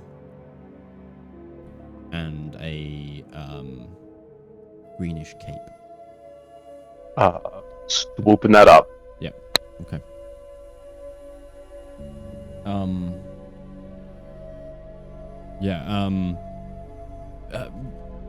Silveril goes in, goes into the water, and it's clear that they were clung half onto what seemed to be a rock, probably bone. So they were kind of protruding out. Otherwise, their heavy armor would have just sunk. But this individual, battered, bruised, you can't tell if they're living or dead. But they've been swooped up. You find one of the bodies. When they are swooped up, I'm going to presume that Solveril's the one grabbing him out of the water because that's more effective. Breton is going to lean heavy over on the shadow, and he's going to reach down and just put a single point of lay on hands on him, just to make sure that if they are on death's door, at the very least, they are not going to slip this mortal coil just yet.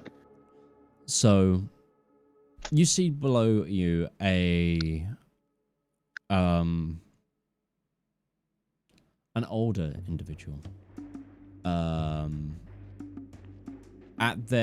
Still like tightly gripped in their hand is a broken, like, hand and a half sword. No, it's just the half. Now it's just like the half of it. It's like only by virtue of essentially their gauntlet got caught and locked up that it's still in there. From under their helmet has also been half like crumpled over the eye, revealing like a bit of their face, and you see this tanned olive skin, but this graying elder knight, and wearing the green colored livery of Sholtes. This individual had stabilized. And the one point of laying hands, their eye opens. You just... once I get the healing, yeah. You with me, knight? I'm with you. You have any idea where your fellow fell?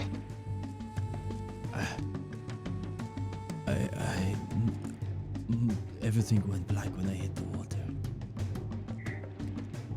Also, Going to get you back to shore. Drenched in blood. I'm sure, yeah.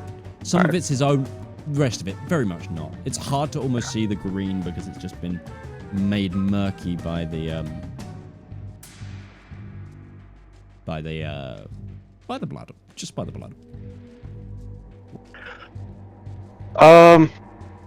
Where did he? Where did Breton find him? Was it near where the search party is coming down, or was it farther out? It would be the search party would probably have to get into the water to look where you found him. Then Breton is going to take them back to the land where the search party is, set him down for them to take him back, and he's going to go back out and keep on spending time looking for the other person. Sure, absolutely. One of they receive the person. Rosalinda starts giving like immediate aid, and then seeing this, one of the Sholtes men that was the brothers in arms kicks his Pegasus into gear and joins you.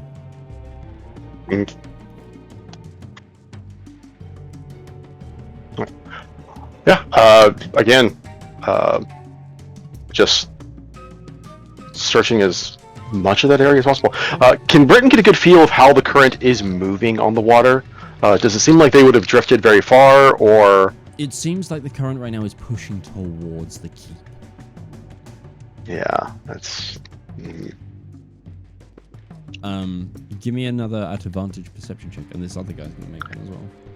Absolutely.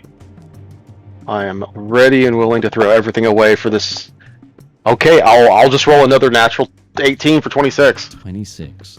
Clearly, clearly the important things to Breton are the things that he's like, oh, I'll roll good on that. Sure, yeah, We're gonna spend everything to find these two guys that may or may not be alive.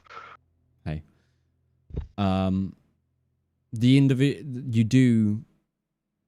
you do see someone. You see a body drenched in blood, the little faint images of green on the shores below one of the fortress walls. You would have to fly in either very, very stealthily to get down there, or go hard, go fast, possibly take attacks from the castle.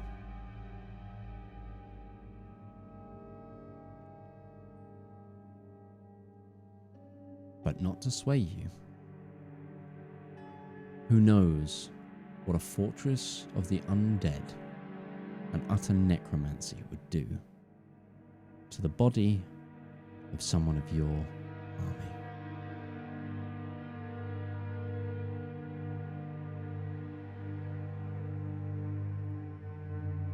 Does it seem like because he's close to the keep itself, so he is within the range of the... way into the combat zone.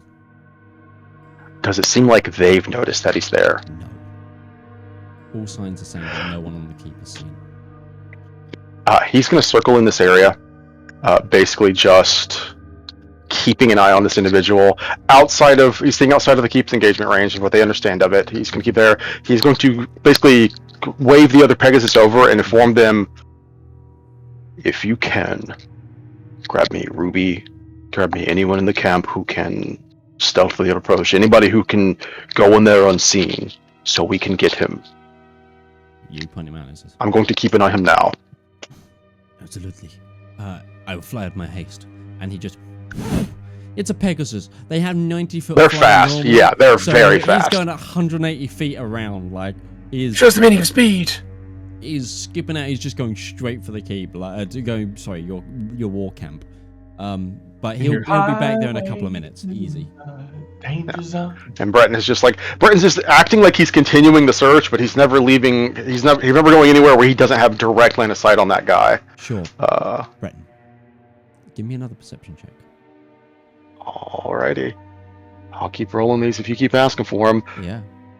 What are the odds I keep rolling 18s? That's a 16. I'm going to burn my first D12 on that. Okay, yeah. That's an 18. And it's an 18? Breton, from where you are, just about, it looks like the individual moved. And that's where we're going to go to break. So, join us in 10 minutes' time, where we will continue the story. Hey, come here a minute. Do you need royalty-free music for your TTRPG content? Whether that be a YouTube video, stream, TikTok, Instagram post? Don't worry, we've got you covered. My name's Alex, I've been a content creator for almost a decade now, and I've teamed up with my good friend Harry to produce 10 royalty-free songs for you to use in your content completely for free. We've tried to make a whole range of motifs with this album, covering happy music to sad music, to mystery music to combat music. And if this takes off, you know what? We might even make some more. So give the Elendor Chronicles soundtrack Volume 1 a shot. It's free to stream everywhere, and if you want the high quality downloads, you can come over to our Patreon and download them, or you can contact me directly at tabletop@themidgemansworld.co.uk as a creator, and I'll just give it to you for free. That's it, there's no catch, and just to prove it, we've also given you guys a user license agreement to prove that you have the complete perpetual rights to use this content. So enjoy, and good luck on your next adventure.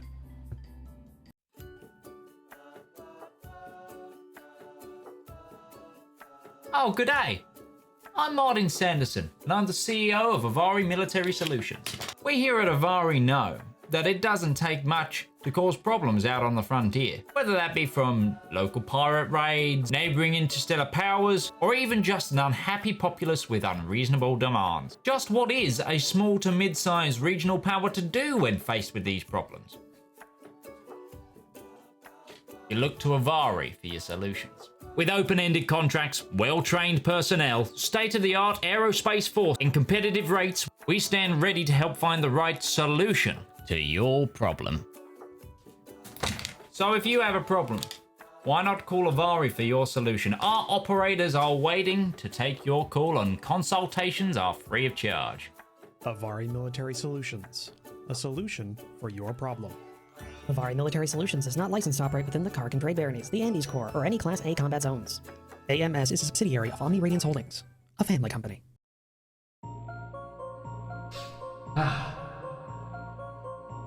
When is a story more than a story? When a tale is more than words on paper? When is an ad more than the script it's written on? In the darkest and deepest annals of our own history, worlds of wonder and splendor burst through like a blister made of hope. From the brain that's rattled and riddled with madness, a radiant pustule. Writing, art, that's storytelling. That is the true lust of life.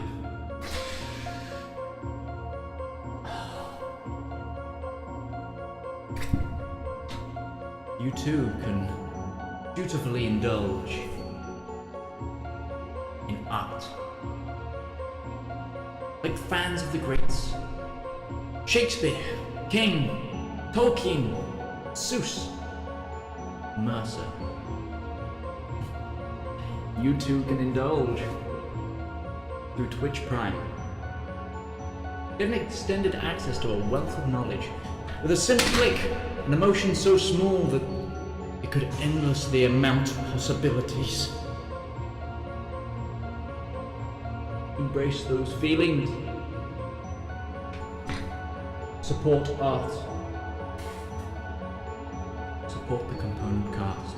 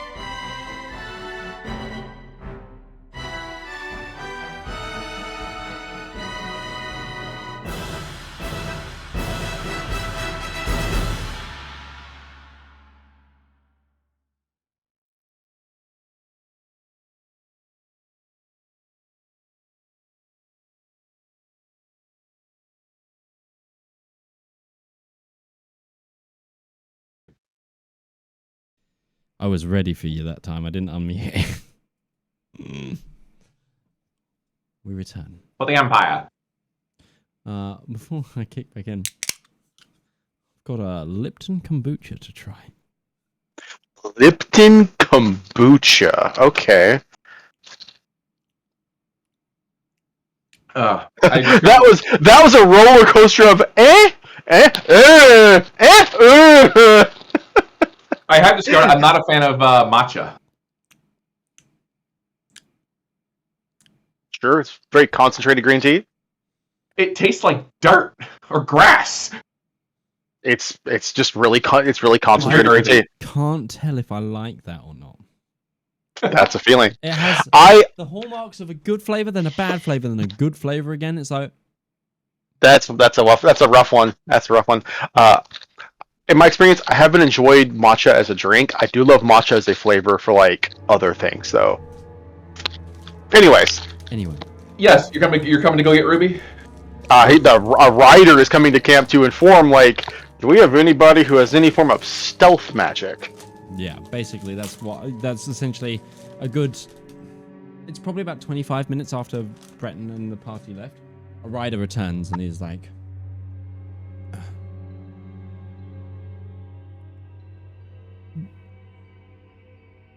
I'm trying to work out. What do we need? He was one of our fallen has been spotted on the banks of the castle.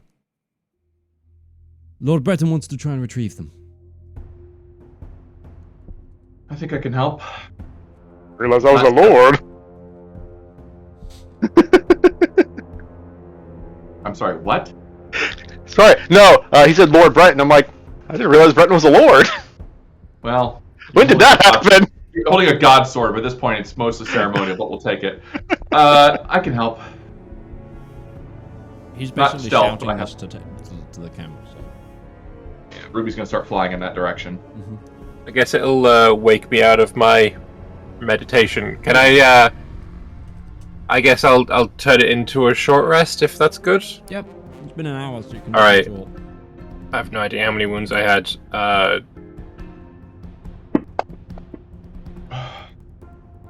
Throw a few hit dice until it works.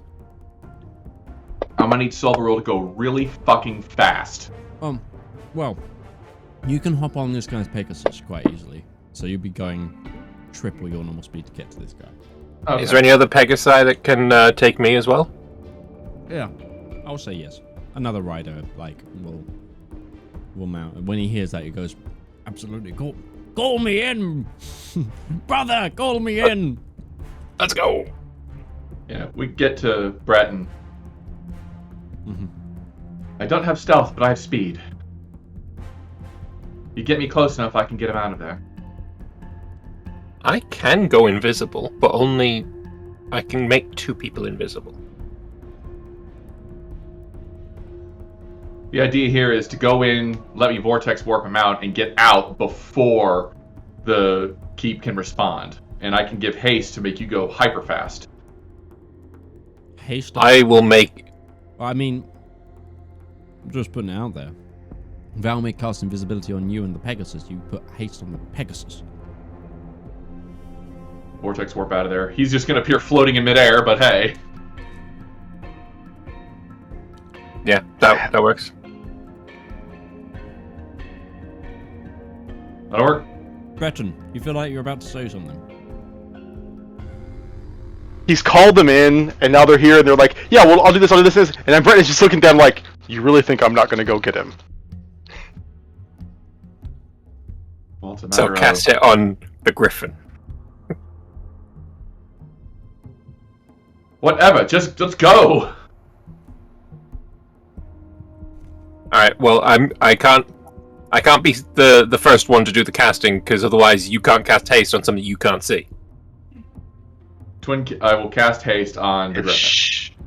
On Silverroll. Okay. I will cast invisibility on Silverroll and on Breton. So I'm floating there in midair. Alright. Breton's invisible. He's going. He's gone. Okay. Breton. Zoom zoom.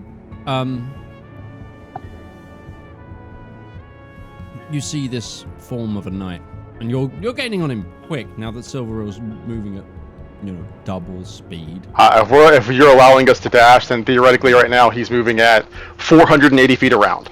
Yeah, exactly. He is going. Yeah.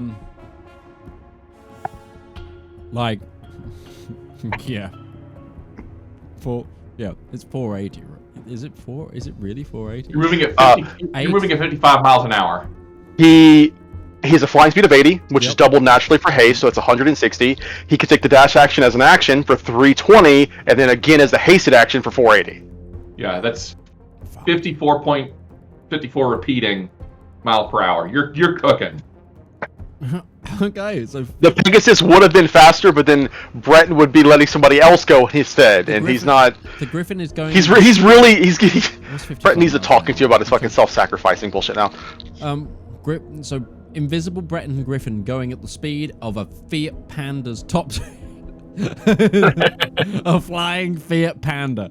I'm trying to think what was 55 miles an hour. It's a tractor on a good day, like in a British road at the very least. Like sometimes go way fast. It's way faster than KPH. I know we work in miles an hour here, so I roughly know where it's like. Our national speed limit on an off-road is 60. And people do that in cars and vehicles. They really shouldn't. 60 is 100 for me, and that is the speed limit of the big fat roads between cities and nothing else. Everything else is... I speed a lot. Everybody speeds. This is not an admission of guilt. No, I meant I do speed... No, that's worse. Anyway. I speed only where appropriate. The only time I have gone hellishly over the speed limit was on accident. I admit to nothing. My foot got Listen, stuck on the accelerator. It was the scariest thing in the world. Okay, no, that's a different reason altogether. Fair enough. Actually terrifying. I admit to doing nothing in Spearfish, South Dakota at 6 o'clock in the morning when traveling from home to I'm just home. talking in character. Yeah, exactly. We're role-playing right now. Anyway. So 54 miles an hour, this Griffin is dive bombing towards this this individual who is apparently moving. Yeah, Ruby. You are not. If Ruby goes, then they're not actually invisible. Yeah. Because only 2 people can be invisible here. I have to go for Vortex Warp to work. Unless you just want to grab him. What is... Actually, okay, then we have to ask more question.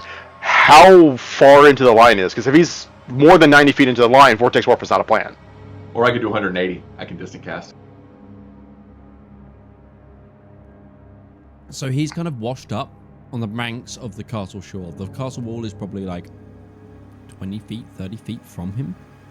There's like enough of a beach. But he's like on the craggy rocks below it. Beach is the wrong term. It's a rock face that he's on.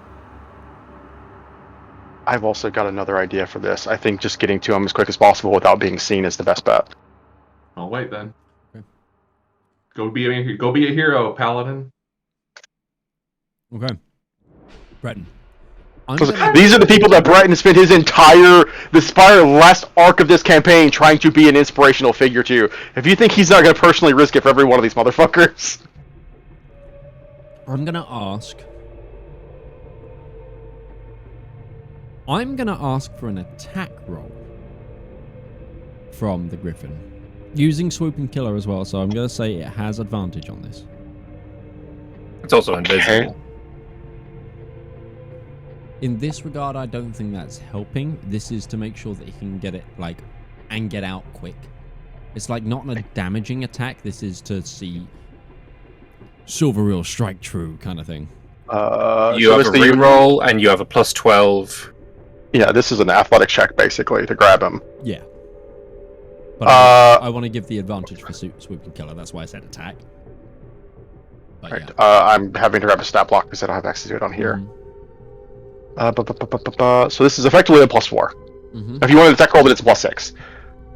So advantage, +6. Let's add the +6 in there.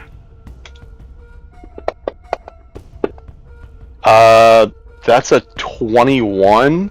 I am going to throw a second second D12 on this, just because I'm not.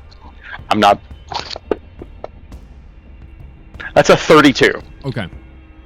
which is basically what we would have gotten if Breton rolled. Yep. We'll dive into that one at a different point. But literally, Silverroll dives. He sees the form. You spot the form from him, and Silverroll goes. He knows his mission. And as quickly as possible, the entity that was writhing on the ground, still moving, is picked up by Silverroll. And as soon as you're there, you're away. Moving up Mach fucking 10 for this kind of D&D world. There are a few arrows that get fired from the keep, but all of them just missing. They can't track the speed that this griffin invisibly is flying at. So they just see this corpse be picked up. Well, technically it's attack, so it breaks the invisibility of the griffin. Yeah, Silverroll would become visible. That's fair. Yeah. So this griffin, to the eyes, or what's left of the eyes, of the various undead mounting the walls, this griffin just appears out of nowhere. I do love the canon. I love the mental image of if the griffin was still invisible. It's just like this guy's just suddenly puppeted up into the air, and it's just be like swung about like a puppet strings. Yeah. But no, yes, the griffin just appearing and grabbing it. That's cool too. That's fair. And you make it away. As you're flying, do you want to do anything? He's gonna give him. This guy's awake and conscious. I think he's gonna give him some lay on hands still, just to give him. I'll give him the remaining 9 that I didn't give the last guy. Mm-hmm. Just to give him some breathing room, some hit points, make sure he's not bleeding out or anything, and just say, "We're gonna get you out of here. Don't worry."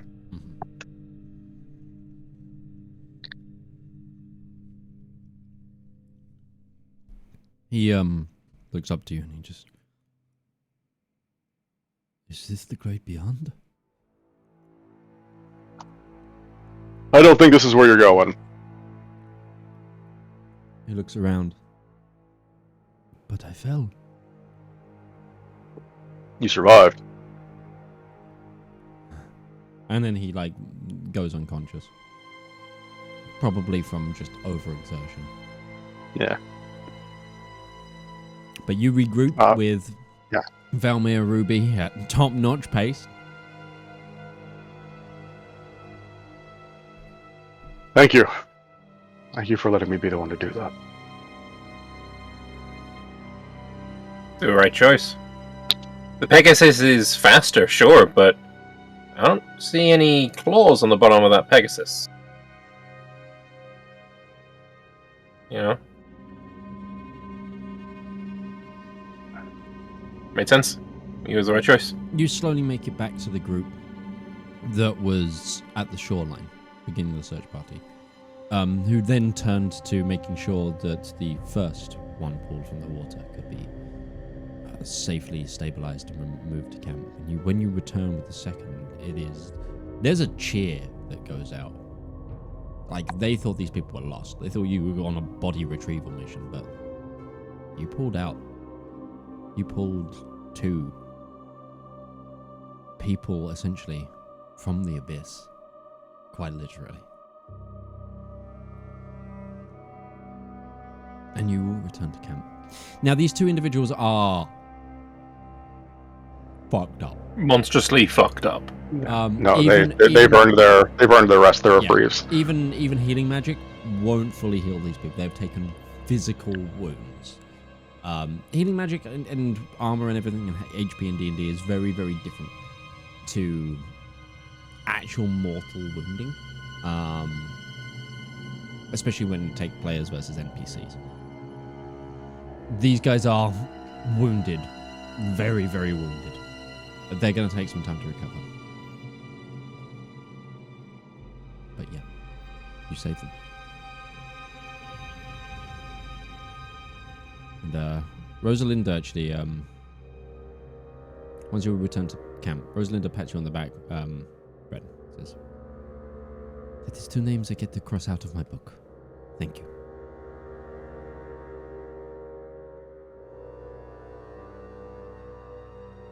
I'm trying to keep that book empty. It won't be possible, in all likeliness, but... For the sake of everybody, don't let me add your name here.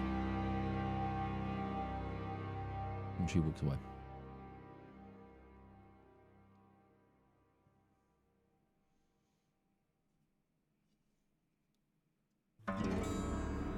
So, gang, you're about an hour 30. Well, no, we're probably 2 hours into what was going to be Valmyr's 4-hour rest period. But 2 hours into the 12-hour cycle. It is what we call the nighttime cycle. And, for the first time you notice, there is a day-night cycle here. The sky darkens. This is the first nighttime you've seen in months? Month and a bit? At this point? I think about a month and a bit since Givianville. Maybe it's maybe it's about 3 weeks. It's shy of a month, but we're not quite at a month yet. But this is the first time you've seen black, dark. Even the previous plane didn't have a day-night cycle. This place has a night time.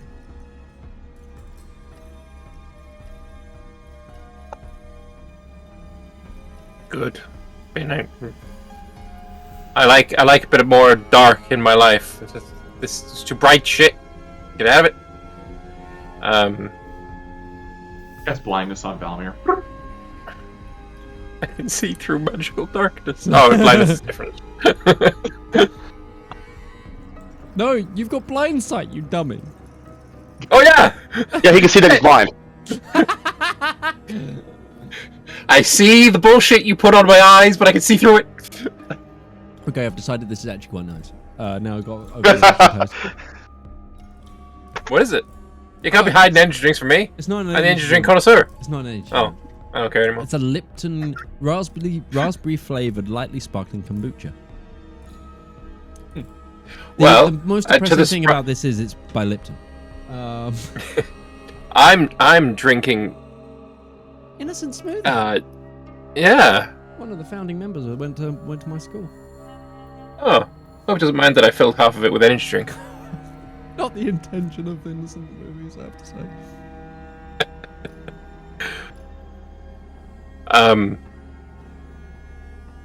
I think we should have a rest, and then try, while it is still dark, mount an assault on the lighthouse.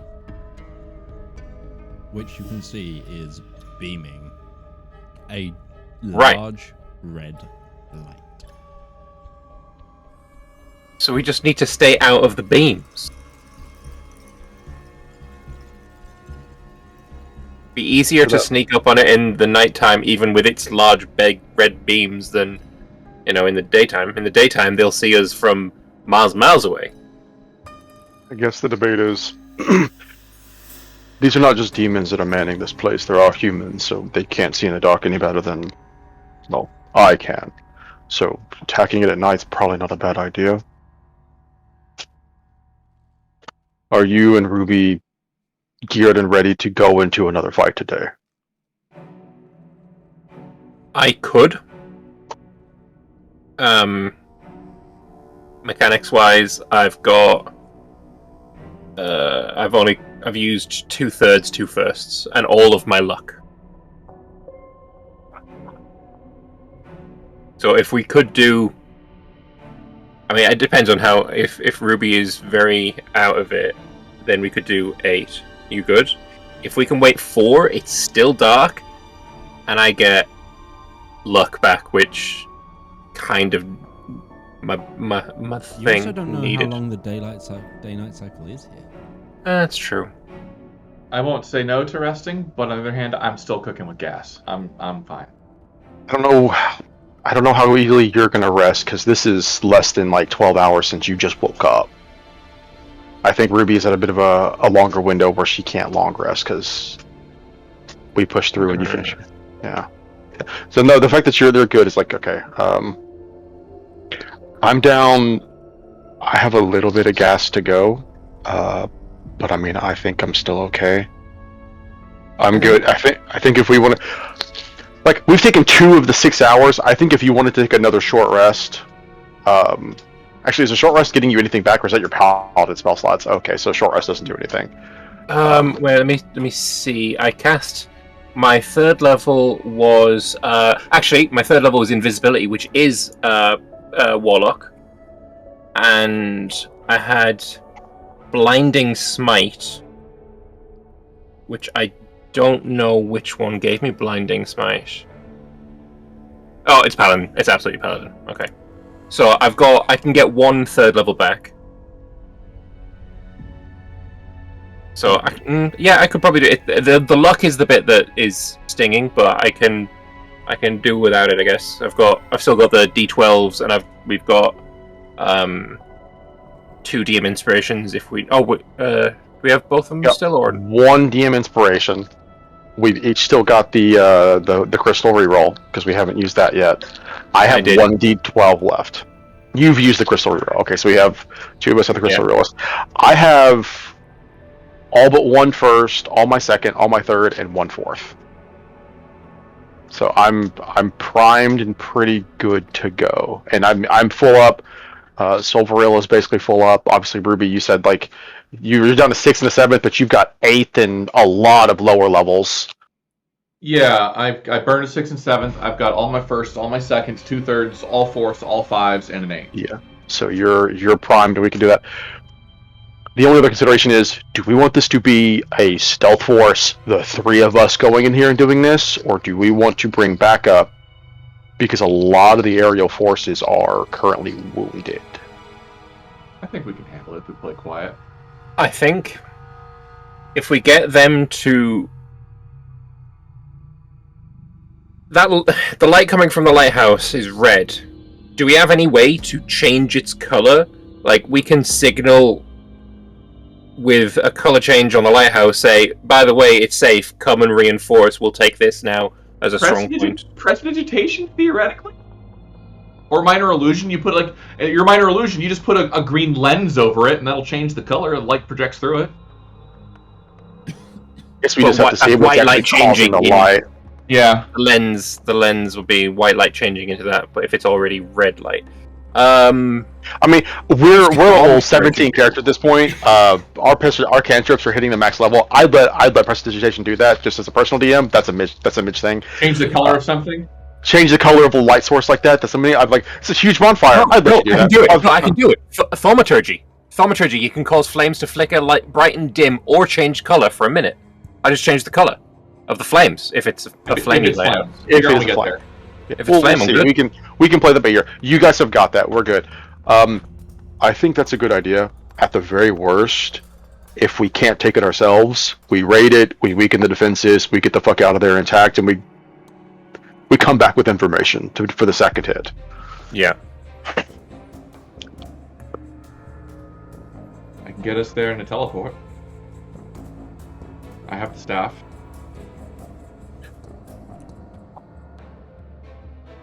If you can also have a look through the fat magnifying glass that we've got, the telescope, you'll get a real good view of it. You could get to the point where you're familiar enough where you could put us literally on the doorstep, or you wouldn't even need to worry about the approach. We're just there and doing what we need to do. That. Right. As far as I remember, what is it called? The scouts have it. Give me 10 minutes to survey. I think it's that Bright is just gonna look over at Silverhill. It's like, sorry, bud, we still got work to do today. Because as well, it is linked to the main fortress by a single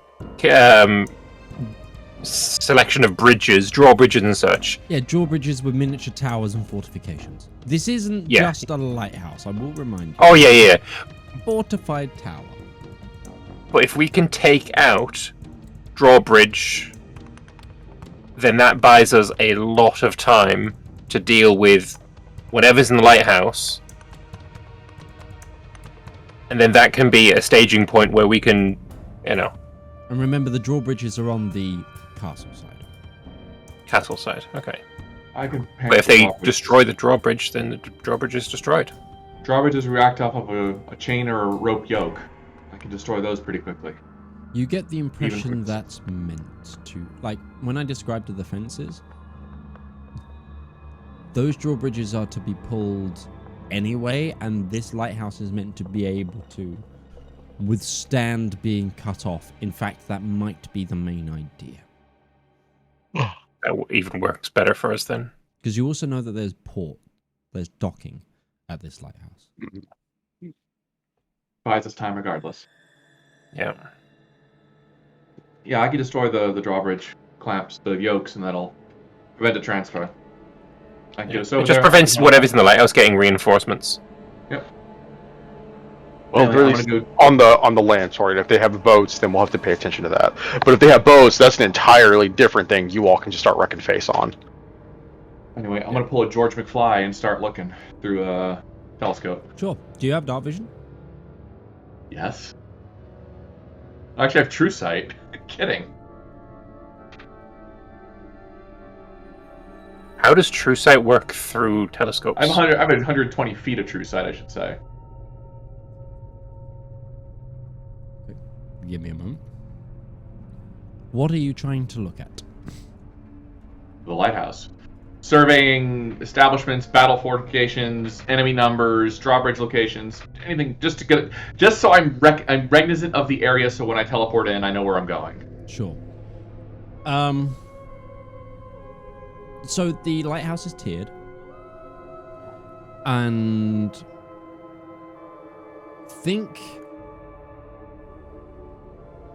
whilst not as big, think closer to the lighthouse of Old Town in the Game of Thrones lore. It's a big honking lighthouse. This thing is huge. Yeah. It's a large crystal, like Square? it's castle based with and then it's like hexagonal, pentagonal, going all the way up to the big honking light lighthouse. dome.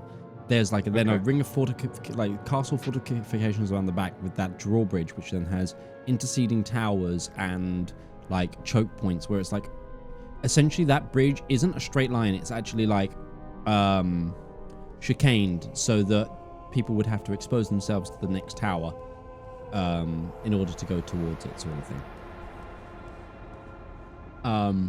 There's currently no boats at the dock, but there is a load of supplies on one of the docks. So it seems like in the hubbub, or recently, something was delivered. There's also that pulsating red light, and it is beaming a lot of the energy out, but there's more to it. There's something arcane going on there. As for troop counts, similar to what Breton saw, you see about 40 individuals. Some of them just like human grunts. Others, not so much. There definitely includes... You count at least 2 Death Knights. That's tough. I will point out as well, if these drawbridges are pulled from the castle side, like big castle side, destroying the chains will drop the drawbridges, meaning they are active. That's not what we want. We want them to not be able to use the drawbridges to cross. So the actual bridge part itself is what needs to be destroyed. I imagine a drawbridge falling at full speed won't do it any good, Midge, but that's up to you, I guess. Because they're meant to be lowered gently. You destroy the yokes, and they're going to go... And Are they down right now, or are they up? They are down right now. No, Okay. they're not destroy the bridges. I wish I had DSRA right now.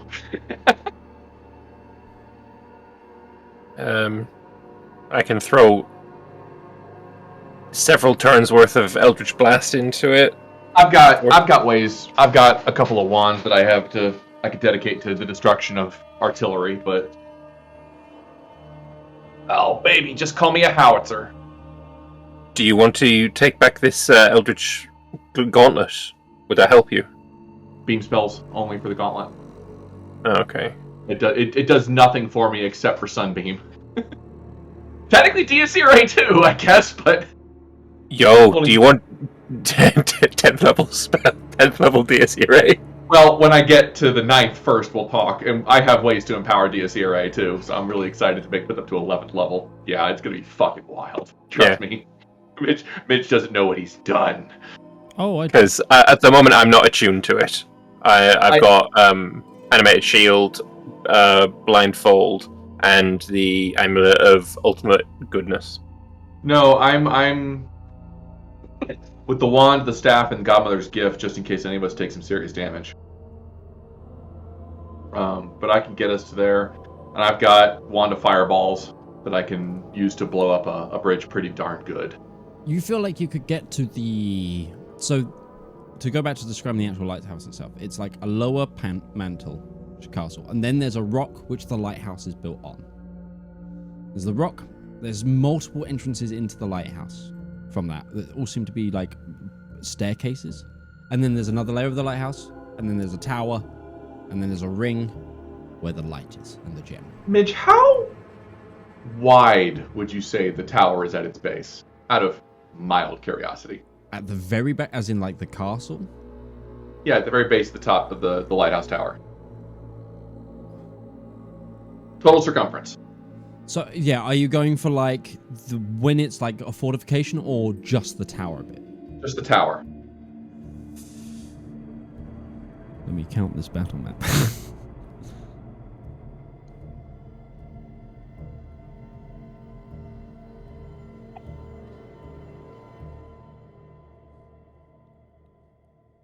About 100 feet. I have Darkstar. I can collapse the whole fucking thing.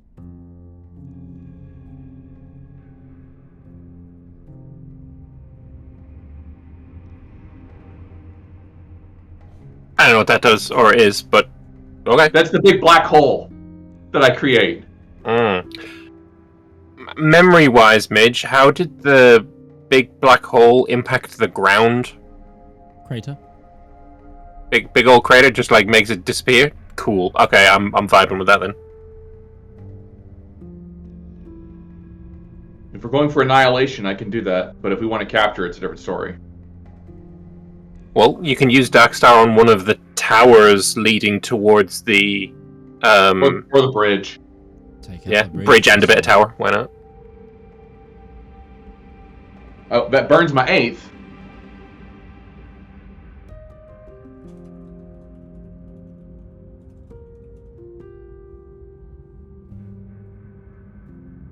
So what's our tactical? Are we wanting to capturing it, or we just want it destroyed?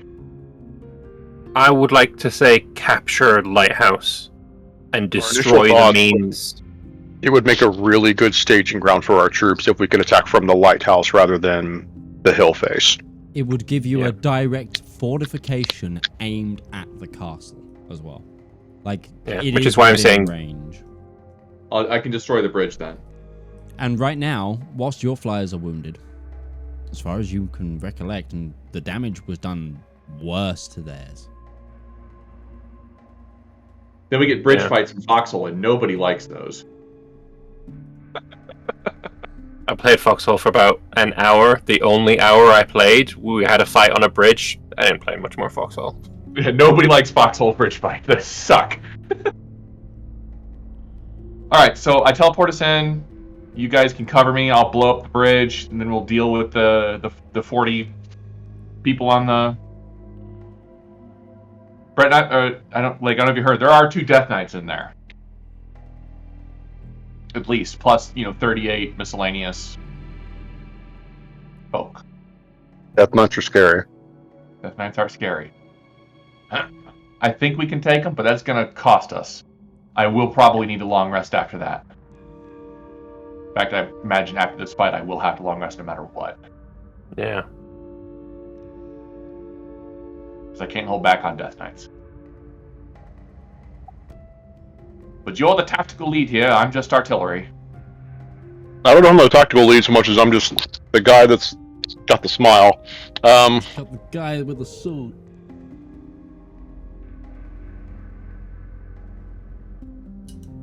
Can you describe the top of the lighthouse? Like the very, very top of the lighthouse? Yeah. How? It's like a barred glass room with a roof. With a roof. Big glowing gem in the middle of it, which you guys noticed was Cellite, and you were waiting for a reply on from Zed. Right, we did know what the source outlet was. Thank you, Midge, because I was like, I feel like we did know that it is a Cellite gem. Yeah. Which you know That- are the soul gems. The roof Guys, we haven't discussed. is opaque. This beacon might have a mind of its own. If it is a Cellite beacon, those things are souls, it might have a mind of its own. I'm not saying we call the plan. When we get in there, it might very well act to protect the lighthouse. Just a... You think I should destroy it? I don't know if we destroy it, I just think that when we get there, we should be ready for it to have agency. It may not be hostile to us, it may be captured for all we know. We need to maintain the idea that it is an entity that is an unknown. Okay.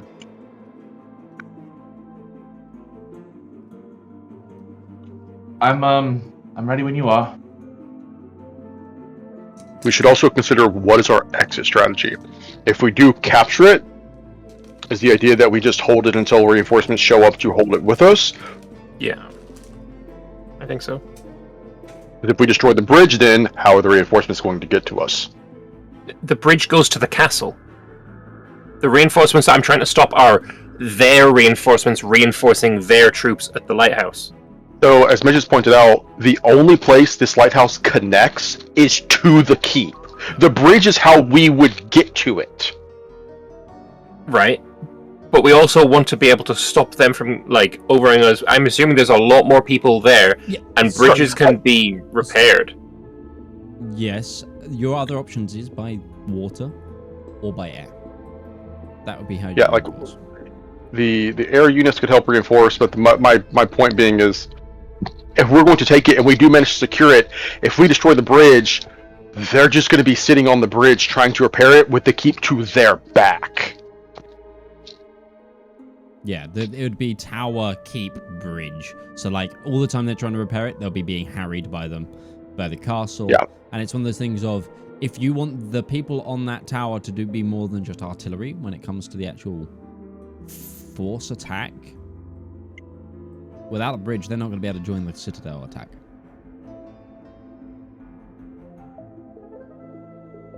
I'm of the opinion that that's okay. We don't use it we don't use it as a staging area. We just use it as a fob so we can throw artillery at them. My idea is, if we're going, if that is the way this goes, if we get there and realize that the reinforcements are going to get there and we're not going to be able to use this keep, is it just better to say, don't destroy the bridge, let's just destroy the keep and get the fuck out of there? I could do that too. Yeah, we can have that as an option. If we're in agreement, then we'll go with that. We'll have to play a bit by ear, but we have our plans of what we're going to do if shit starts to go sideways. Breaking stuff. I like it. It is something that Ruby is exceptionally good at. Call me Dynamite, baby. Midge, during this short rest, as we're kind of taking it because we've been resting here, I'm going to de-attune to the Longsword of Warning. Yeah. And I'm going to attune to the Aperiapt of True Life. Okay. I'm just letting you know because I'm changing the attunements on that because I got a feeling we're going to be making a lot of short rests and that seems useful, and I think that's a good idea. And you kept that one around for a reason. It's something like, it was never quite good enough to take the lead, but it was always good enough to, like, I don't want to get rid of it. Alright. Alright. Ruby, get familiar enough to where you can put us on the fucking top step of the ladder if you wanted to, and let's get ready for this. Un momento, por favor. Yeah, I'm gonna also need a moment. I'm still finishing up a map for you to look at. Sure. Because I'm we can keep planning, Midge, it's fine. Keep planning a little bit, mainly because I feel like you'll want to see what Ruby is seeing, like, as your jump point. Possibly before you jump. Do we also want to bring some extra help? Like, we can. We're teleporting in, I can bring 7 people, not just us 3. Who is that? I think bringing extra hands is not a bad idea. Yeah.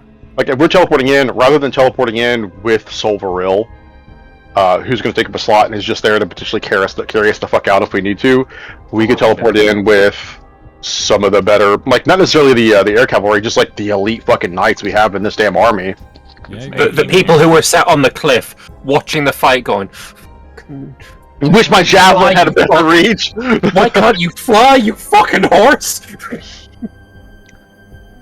Hey, you've identified people. You've also got, like, a cleric. Oh, a cleric would be fire. Yeah, I think bring in a cleric. For one thing, like Rosalinda could come. Like you've got the people that you've got the captains that you've identified. There's others.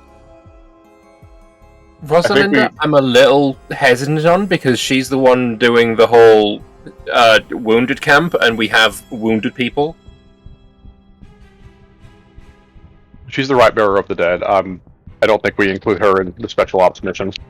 I'm hesitant to bring. I'm hesitant to bring leaders, because while Ellen is a damn good fighter, I'm sure, we need people who are here leading the camp. I think we want the best of, like, I think maybe let's go to the commanders and say, if you would handpick one of your men to go, who would you pick? You want the tier 2 operators. Here too, yeah. We've got how many groups of people sent people? Like, how many distinct groups are there? Because we've got 3 here. You've got 4 more slots, 1 from each of the kingdoms.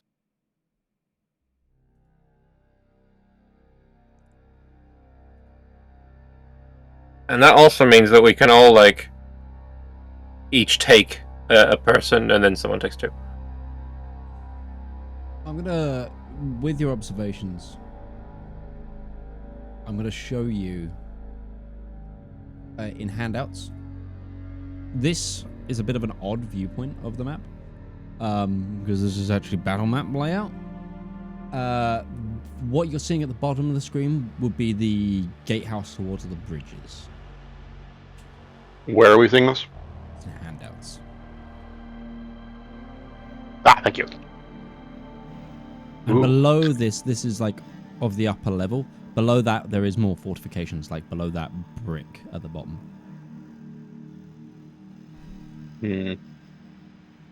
Okay.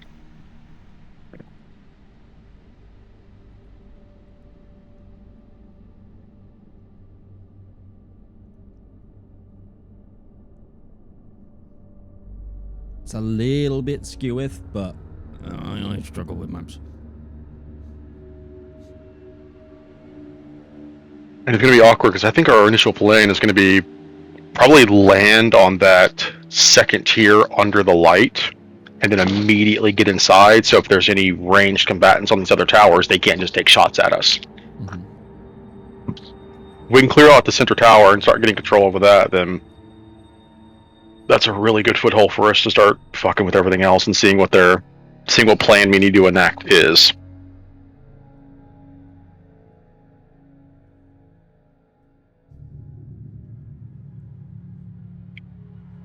Can we have somebody with sending or a snapstone or something at all times manning the big ass telescope? And I want them to be specifically, fucking. Oh, they're coming this way. Look at this direction. Yeah. But that's up to you. On your left. Yeah, I'm gonna find a scout because they got the best perception probably, and I'm gonna give 4 of our snapstones to them. Because look, if they get used, they got used for a good purpose. If they don't get used, I get them back at the end.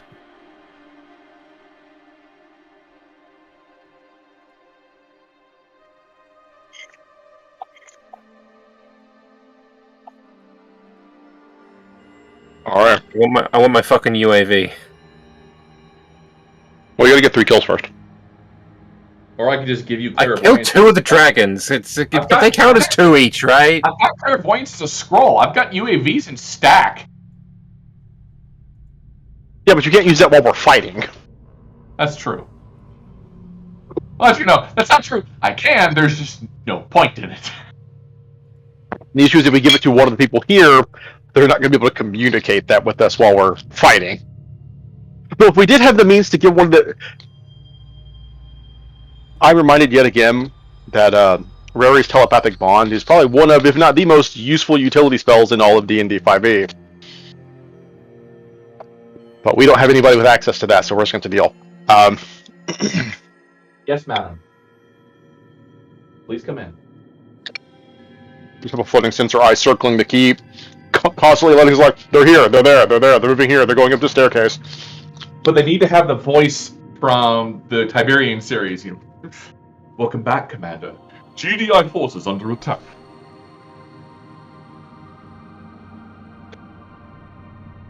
Establishing battlefield control. Stand by. We could also cast Pass Out a Trace before we go in. Who can? If we wanted to any part of this to be stealthy. At least the entrance. We're teleporting in. It's pretty obvious once we vamp. Yeah. I mean, unless they see us right when we arrive, we might have an opportunity to take them on by surprise. Like, they may not expect us to literally just be right within the fucking tower. Yeah, I think I can collapse this fucking thing. I can't do a full circumference, but I can do a solid half of it. And without a base, it's going to go collapse like Baradur. I do think that's this is going sideways, we need to get out. If we can't have it, you can't either situation, because I do still think this would be a great place to launch attacks from. To be fair, we don't need the tower to set up a trebuchet. Just saying.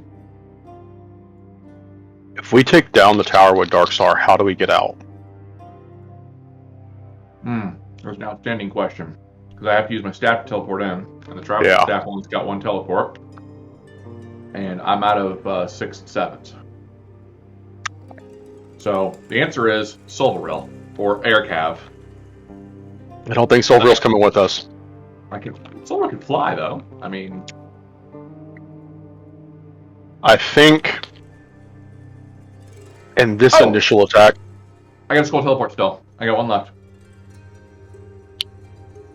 If we need to get out. So I was going to say, if we don't have the safe means to get out and blow this fucker up, then we don't need to blow this fucker up on the first attempt. Like, if we realize this place needs just to fall, then we can just have Ruby sneak in here while invisible, and then just do it herself, and then just leave on a whim. That's a hell of a lot safer than just risking getting across the Bloodkeep after we've caused this tower to collapse. And just realizing, alright, well now we gotta get 7 people out of here because we teleported in with a bunch of knights. Well, what I can't figure out is what is this thing's purpose? Maybe we'll find that out. Why I'm assuming it has something to do with... made of cellite. Yeah. It could be a way for the lighthouse to communicate with the ships that are coming in. You don't need that to do that. You just use light signal flares. I mean, it's flags. It's much easier. I wonder, and this may be something that you who know more about Arcane than knows, I wonder if it's a beacon across the plains. I wonder if it's a powerful enough source of energy that you can literally lock onto where this is if you know about it from anywhere. Like, is this their teleportation tower? Is this how units from other regions teleport in and get to the keep itself? So you can't just teleport inside of the keep. Because if that's the truth, then this shit needs to fall. I won't know until I get there. And honestly, if we wanted to investigate that, I don't need to teleport to the base. I need to teleport at the spire's top. There's a rampart around the end. Presuming it's not warded. There's a reason I'm saying that the place that we focus on, you have the ground down below, and you have tier 2, and you have tier 3, which is right next to the beacon. We jump in on the 2nd floor, go inside, and then go up. So just so those sub towers that you're seeing on the bottom of the map, they're aligned with tier 2. Like their tops is tier 2. They're actually slightly lower. Perspective is weird. Sure. We get in. I will put us through a door. We don't need to worry about that. And then we can find our way up to the top level, figure out what the hell's going on. If there's anything of significance, it's going to be in the tower with the beacon. I believe that wholeheartedly. All right. That sounds like a plan to me. Shall we? Yeah. Are we going with reinforcements or just us three? Reinforcements, I think. Yeah. There's 3 of us. We can take 7 people to teleport, I believe. So pick 4 of our favorite Pick 4 commanders and say, who is your... We were putting together a task force. We were going to see what we can do about the beacon tower. Who would you nominate for a task like this? Who do you trust? All right, ladies, which one of you want to live forever? Yeah, Lady Theodora is injured, but I'll ask her, like, who is the best of the Havre? I need one. It also helps that, like, if they have any troops that they think would be uniquely suited to this, then they know better than we do than, like, what their skill sets are. I think Rosalinda would be really helpful. Again, I don't like the idea of taking one of the... She's the fucking... He's the person who does, like, the last rites. If she dies, that's a hit to morale. Also, just roleplay-wise, it does feel weird taking her away from her job as I'm running the sick tent when we've got supremely injured people. Just doesn't feel right. All right. But if there are other cleric, I'm sure she's not the only cleric on this trip. No, she is. Fuck. Remember... Well, it's a good thing we got paladins. Remember, most clerics lost their power recently. Yeah, that's also the thing. Like, there's not a lot of clerics left. Paladins are even struggling. Like, some paladins are struggling with their power. Midge. You are... That's a good point. Yep. Clerics do not currently have their powers unless they have something that's giving them a greater connection. Correct. Or, like, some of them are weakened, where it's like they can only do, like, essentially, imagine an individual has a pool of spells. Imagine they now have half. Mm-hmm. That kind of thing. The gods can't reach their followers unless your name is Indar and you want to have a chat with somebody. Listen, I'm doing that wand again, just so you're aware. Yeah. It's a tool. It is a tool. I want that fucking replication effect again, where my spells cost half. I'm sure you do, yeah. For a week? Yeah. It's also one of, like, 100 different options. Or sorry, 1,000 different options, or whatever it is. Yeah, so, just get real lucky on that roll. And don't get the one that's the opposite of it, where all your spells cost double what they would normally cost. That would suck. I don't think Midge would do that to me right before the final battle. Which means the final battle is a week and a day away. Listen, if this is pseudo wild magic, some of those options are not good options. So I don't know if all of these are good effects or not. We've seen really good, and we've seen that's a thing that happened. I don't know the significance of it, but that's a thing that happened. All right. We got our people, or is Midge still setting up? You haven't told me who you're like who are you going to like? We're asking we're asking the leaders of Havre, Nardathel, Gervalu, and Nardathel's the entire country. You got to narrow it down. Solches, and I'm good at this. Offray. Let's not do Soltes. Soltes already lost almost lost 2 nights today. True. Listen, but their buddy is looking for fat revenge. Listen, Offray got here completely unscathed. We can use some Offray knights. So the lead of the Offray, the lead of Havre, the lead of Givriamel, and the lead of Gevelu and Havre. So Havre Shelters. Lord Elise is the kingdom everyone always forgets. It's technically the biggest one. Well, none of us are from there, and I don't think any of us have ever actually been there. No, so all been it's really hard. It's really hard to say French words in the Underdark tongue. It's so difficult. It was Lord Elise where you killed your first Eladrin. Sure. Yeah, I remember him. He's on my list. His name was... They Hang on, also have I don't- the I don't still second have a list. biggest contingent that they've committed to this. Oh. So, His name- thank you, Midge. His name was Lord Vicatus.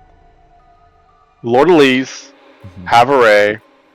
I voted against Schultes, so we have Gavalu and Yeah, outside of those paladins as well. Schultes is mostly your archery, is your archers, so there's like a lot of crossbowmen and things.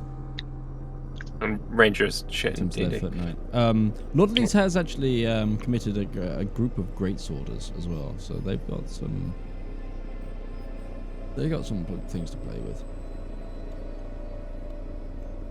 And they all. And I'll actually ask, and I'll go. The last one I'll ask is Elwood. If Elwood has a personal hand that he think would be good for this, Okay. because I know he has. I'm pretty sure he has a couple of his own men that he's got ideas for. So Yeah. The only Havarian names that I have so far is Lady Theodora, Vassel, and Soren.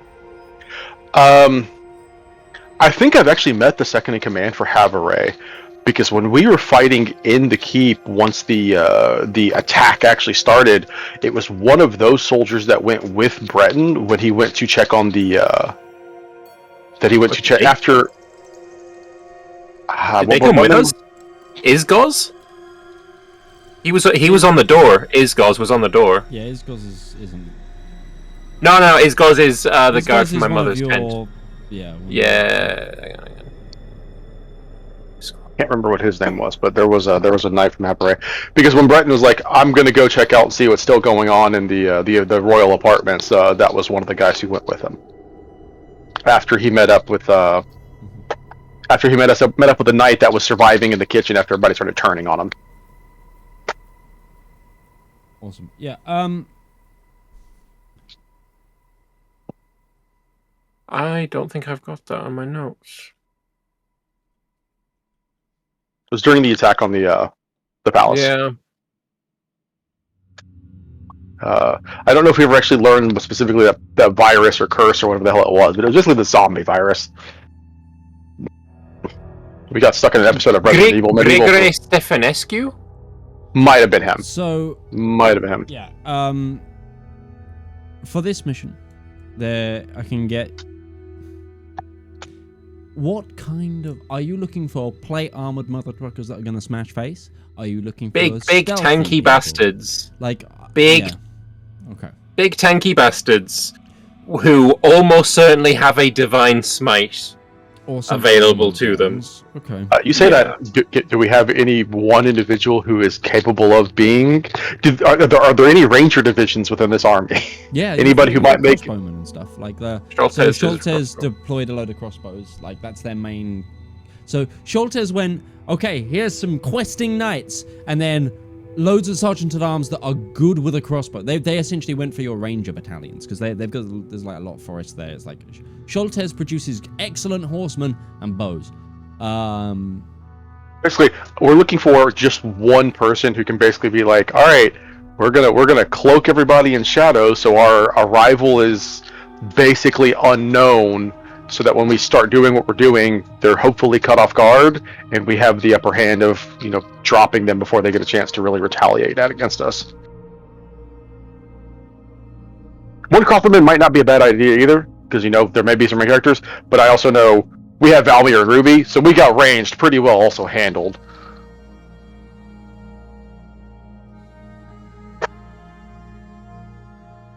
Maybe I need to learn Eldritch Blast. Maybe I need to be third person who has the pew pew range.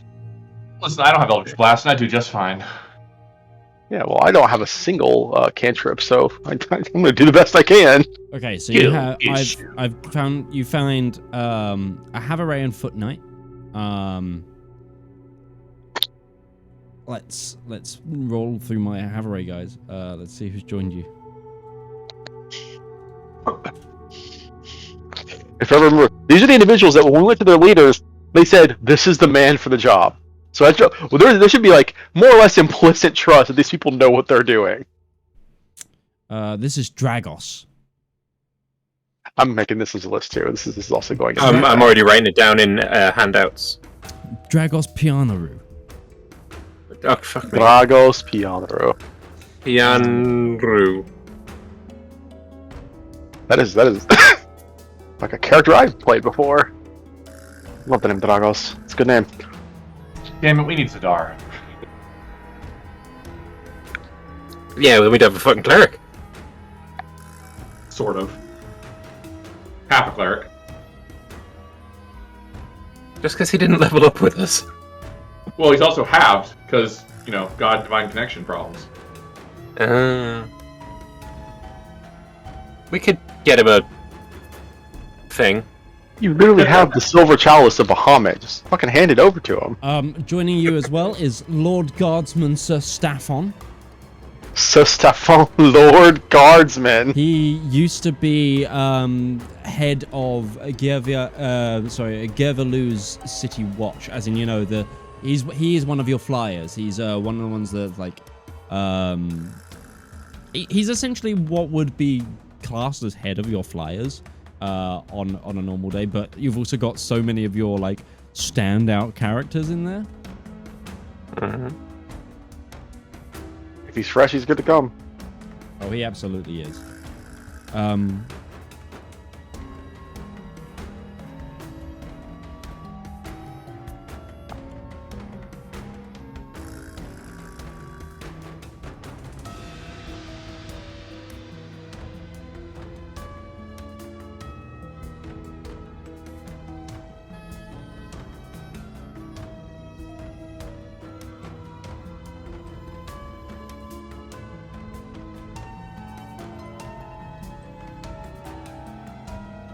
Trying to find, useful stat blocks. Sure, it's fair. Also, just as another plan, this place has a front gate, and breaching through it can be a bit of a problem. What if one of these days that we're fully rested and we wanted to dedicate it just to do it, what if we just teleported right into the front gate, had Ruby Darkstar the front gate away, and then just teleported out immediately afterwards? Sieging is different when you have access to high-level magic. Yeah, if we close the front gates so they're all banging on the gates, siege weapon, Grond coming in and, just make it all disappear. This. A siege is also very different when, I'm a wizard that has 17th level, that has 9th level spells. Every single morning, I just cast Meteor Swarm. How does that do the siege? So we got I have no idea how to spell Gervalu. I think it's Gervilleux. You could just call it the Crown Lands. That also works. But yes. I opened World Anvil and found it. From Gleswy, your final really, really key individual that's joining you is Sir Isambard Le Grandiose. Isambard the Grandiose. And grandiosely, what kind of what's his vibe? What's his job? Fortnite Paladin. This man is he's holding a Zweihander. A Flamberge Zweihander. And he's in plate armor, but it's very flexible plate armor. He's a Dark Souls character. You get the impression that this man moves with that sword. I mean, that's what he's a well-built Dark Souls character. Well, those Zweihanders, they're built to move. They, if you if you going from no movement to movement with one of those swords is more difficult than just keeping the bitch spinning. That sword's a dance. What about Sir Staffon? What's his vibe?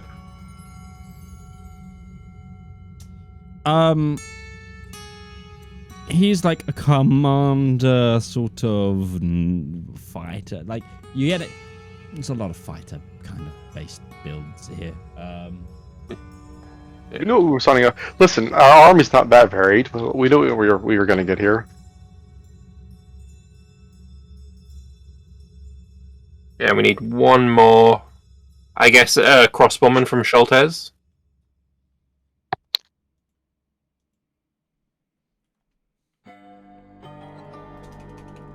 I did think we wanted to avoid Schultes, but if we want to take one person who can theoretically help us sneak in here, then that might be the plan.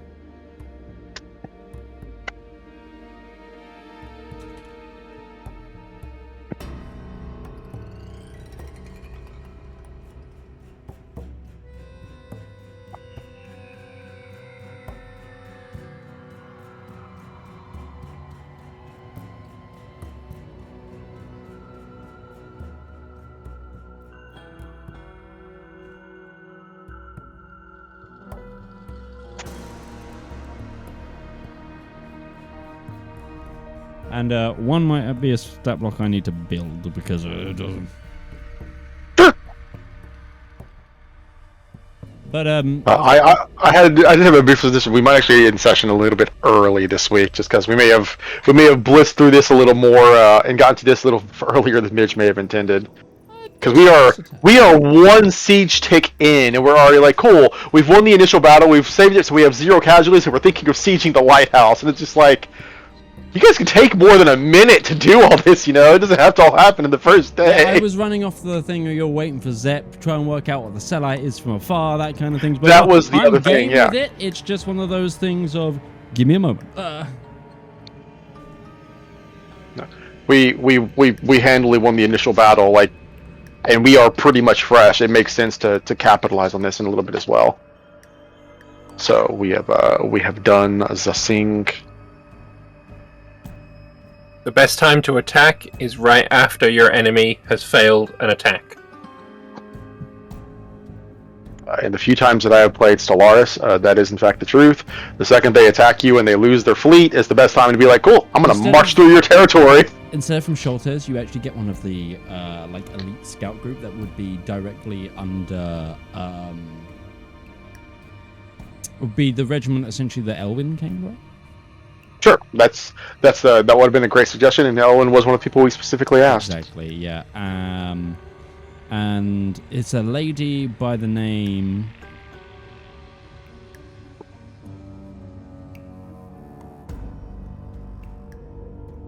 of Eleonora. Eleonora, alrighty. Eleonora, scout of the elite scout group. Assuming we keep these people alive, we may very well call their services again as we do more and more stuff like this.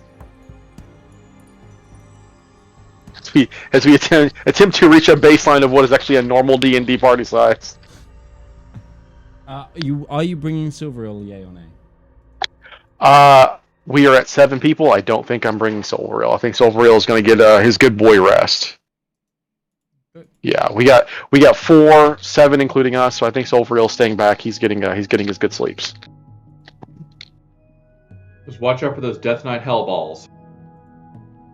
Yeah, that's going to be a thing. Actually, knowing that there are 2 Hell Knights in there, I think I know what spell I need to make sure I'm ready to cast when we get in there. And that is just something that gives us resistance. So if you guys want to open the Lighthouse Tower map, and then I'm going to put you guys on the map. I need you guys to tell me where you want to land, and we're going to see if the teleport goes off, and then I'll start populating the bad guys, which will take me a hot minute.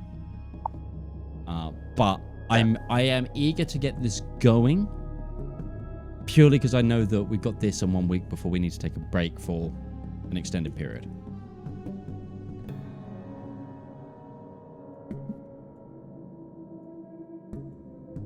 Yeah, I have to get up at 2 o'clock in the morning.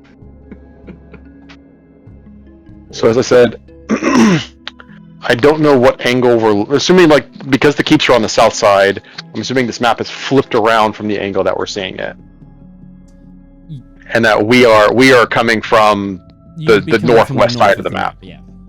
Yeah. So I think the plan is we teleport basically over to this is isometric, so it's wonky. We basically want to come in like on this side of the tower where we have good shelter and good like hidden line of sight from the other towers, and just push directly into a door and start going up. Okay. Sure. If we could have landed literally behind it over here, but obviously the isometric doesn't work super well for that. I'm gonna say angles probably not from what Ruby's seeing. She's essentially seeing the left side of this. Mm-hmm. Right, I need to drag the encounter onto this, and give me a moment as I populate the map with about 40 enemies. How high are the walls around the second tier?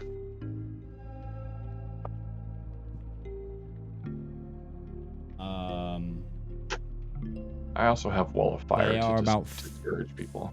3.5. They're parapeted, so they're like. Okay. There are elements where you could full cover, but I would say this is half cover. The angle on it was slightly weird because it seemed like on the back ones, those almost looked like they were tall enough that you could have, like they were just full on walls that prevents line of sight and seeing. Yeah, they're not quite. They were actually. I'm gonna change what I said. If you were on the exact same elevation, they would be 3/4 to total cover, but different elevations are in place. So lower things aren't gonna be able to shoot you as well. Like there's line of sight going on here. I haven't drawn the line of sight on this map, so. Sure. Yeah. Mainly, and that is actually mainly for system conservation because I don't know how things are gonna be.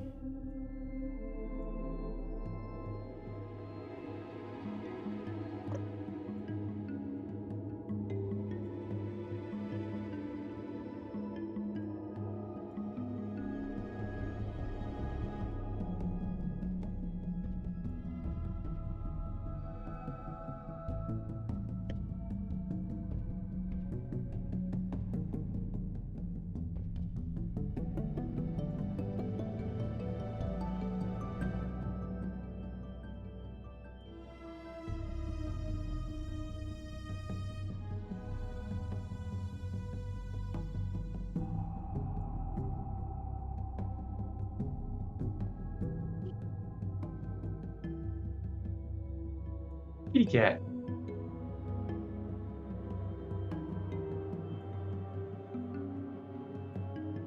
Ruby, will you roll me a roll me the D100? It's fairly certain that you're gonna land, but yeah. What am I? Will you get into your? Thank you, Luna. Stop trying to harass. D100 coming out. 39. yeah, you're fine. Yeah, That's one problem that we don't have to deal with. That's good. All right, hold on. Tink tink. You get pulled by the navel and warped out of existence. Because Ruby's teleport is a spaghettification.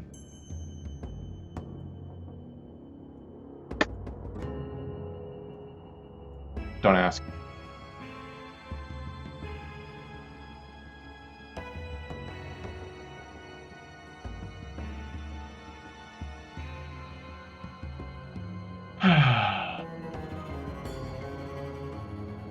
About to be a very target-rich environment for some people. Oh yes, I can't wait for my my not-ranged individual having ass. It's gonna be like, I'm gonna get on my knees and hope they don't shoot me. Meanwhile, Ruby starts cackling. And can't hear you. Tell me you're muted. So me and Ruby definitely getting 3/4 cover from, the parapets and stuff. But like Breton, does he have to crouch to get that, or is he? I'm not getting half cover, or I mean, I'm not a large creature. I'm not distinguishing different in size. You know what I love about having this Warweave wand? I ignore cover, baby. You don't get to hide from me.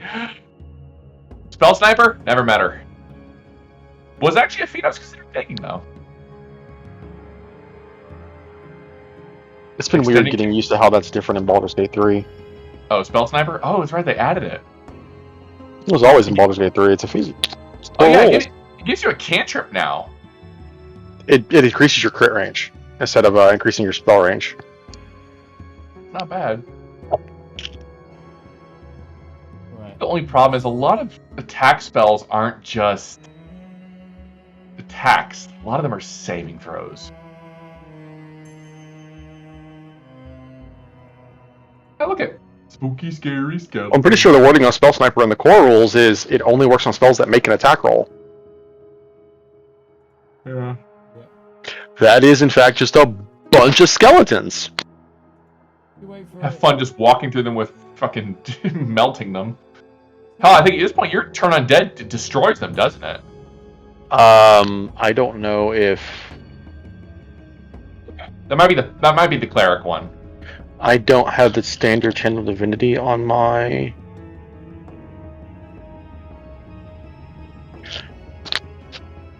I don't think Paladins get a standard Channel Undead or Channel Divinity. They have to use it based on their rolls, and I don't think I get Turn Undead.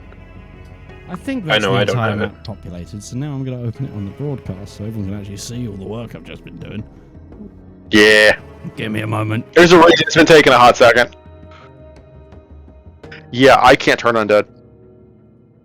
I can turn the. I have the ability to abjure the extra planar. We're on the extra plane.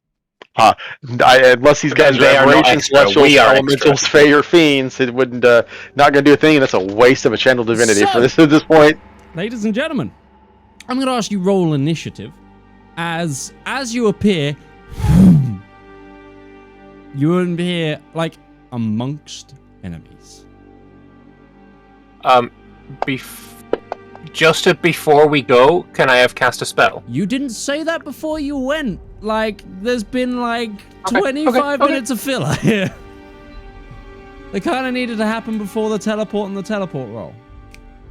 I have advantage on this because I deattuned from the just roll good, Breton. It's fine. I'll take a natural 19. I'll take a natural 19. Absolutely. Natural 19 is great. Fucking 7. Okay. Yeah, so this is a target-rich environment. There's a lot going on. There's also a lot of elevation going on. I'll say, Midge, as well. This is one of those scenarios where this is a really good thing that we don't have Baldur's Gate 3's bonus action shoving, because the number of people here who'd be going over that ledge to the level below. So true. So true.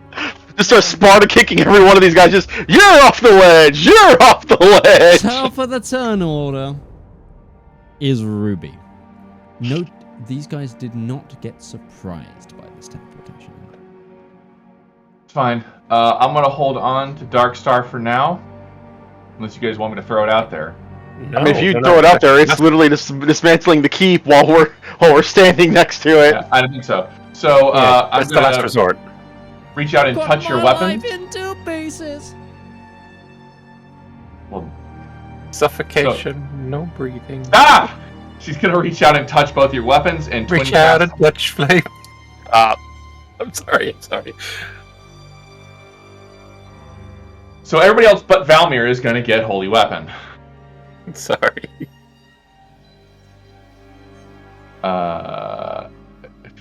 Holy Weapon. Bring it out. Here we go. Effect. On you, I get you both targeted. Yes, I do.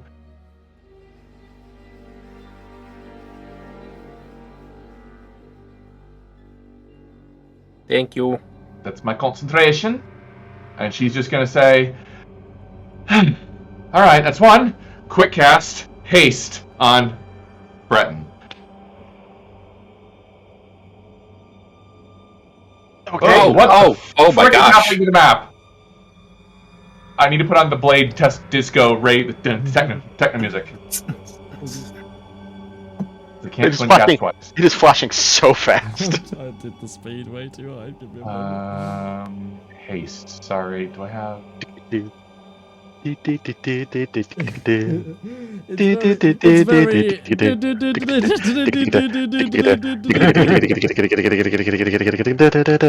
think my thing's messed up because I'm still targeting Valymr, but I don't have him targeted. Make sure you click Your him again. target at the top. Huh? You can clear targets at the top, and then that'll clear from Breton. They can redo Breton. Clear targets at the top. It's a target that has a cross through the middle of it. Yeah, third button from the right.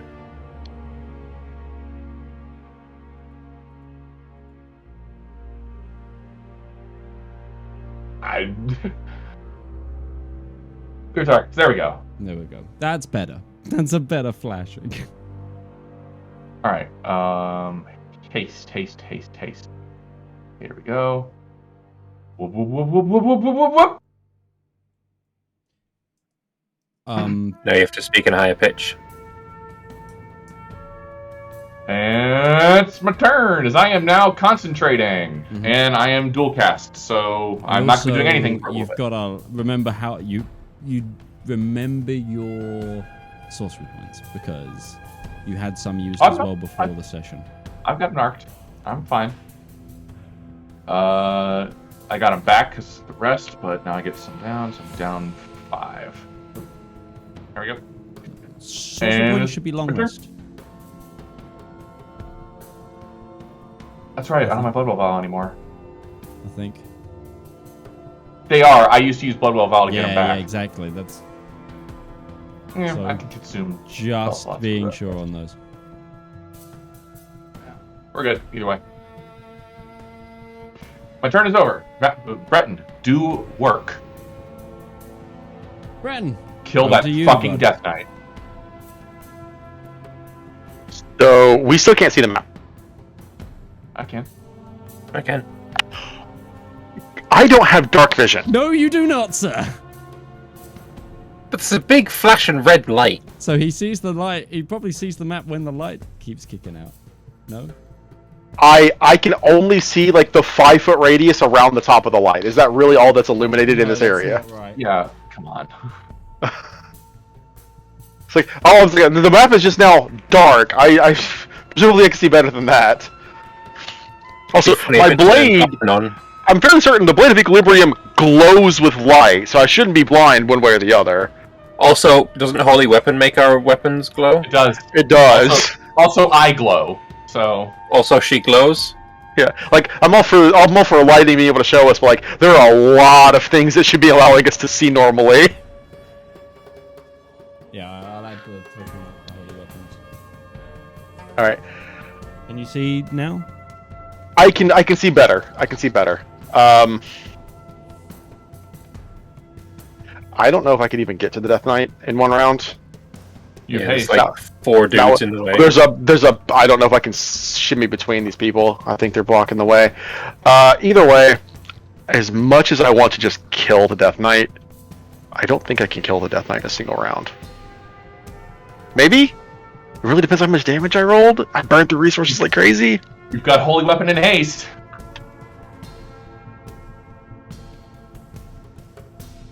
I was gonna cast a spell, though, to keep the whole party from just getting insta-gibbed.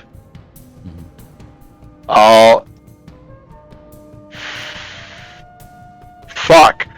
That, you calling that out literally just fucked everything. Like, I knew what I was gonna do, and now you're making me think is that what I do still? You have, obviously, hasted action that can cast that spell. Hasted action can't cast it. I can cast it as my main action, but I won't kill a Death Knight with one attack. I think I'm going to go with my original plan. Breton is going to, as an action, he is going to cast Aura of Life. Nice. Awesome. Cool. Remind us what that does. Yeah, so Breton is going to create a 30-foot radius around himself. Any non-hostile creature in that area is resistant to necrotic damage. Its hit point maximum cannot be reduced, and if it starts its turn with 0 hit points, it gains a hit point. Nice. Awesome. So very blessed. Ensuring that we're just gonna make sure that nobody here fucking dies. We're gonna do that, and we're gonna mitigate any of the fucking there. That's my last 4th level. My higher level spells are spent, but we're still Breton. I would love to get over there and start wrecking this Death Knight's day, but what I think I'm going to do instead is Breton is going to step to here essentially. Okay. And I'm gonna use my hasted action. This houndsman. He's gonna. How long do you think he can? He's gonna take a reaction hit at you. The skeleton? No, the houndsman. Because you've moved. I haven't moved out of his reach. You've moved into his reach. Okay, moving into his reach. That's fine. He's like me. He is. If you've fought these guys before, you know they're all Sentinel. Essentially. Mm-hmm. Remember, you got +2 AC. And the skeleton also gets to swing at me, just because it can. Don't worry, he misses. Go ahead. Cool. So yeah, as I rephrased, how well can he fly, Mitch? Because Breton is just going to shoulder this guy over the lip and down below. Sure, give me. Was that an He does the Shao Kahn charge. It's a contested athletics check, or acrobatics if he prefers. But I'm going to roll athletics. He has to. I rolled a 2. He has to beat an 18. So he also rolled a 2. Okay, I don't think he got an 18 though. No, he gets a +9. That's still pretty good. It's not what he got though. The thing, you're going to try and dump him over the wall, the 3/4 Yeah, so Breton is basically just shouldering into him to put him over the ledge down below. Okay. To clear some of the land. I don't have my Wilhelm sound effect anymore. Okay. You just I'm not sure how. Yeah, I'm not sure how far the fall down is too, but let's see how much damage he takes. Okay, so he gets that dog yelp. Does he just goofy stream? 40, 45, 50, 55, 60. He's falling 60 feet. Cool, that's 66 falling damage. Mm-hmm. I thought it was 5d6. You don't take it after the first 10. Yep. No, you take it for every 10. I'll be so kind, Edge, because I did the thing. That's a lot of 1s and some 6s too. That's 20 points of falling damage. Bang!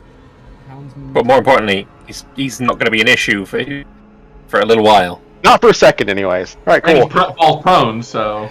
Yes, Breton will turn towards the skeleton that is immediately next to him, just kind of crane his neck and just... and that's Breton's turn, because he cast a spell and he shoved. He doesn't have a bonus action that he can use reliably. You have a haste Okay, action. Lord I use haste action to shove him. Lord Guardsman Sir Stefan.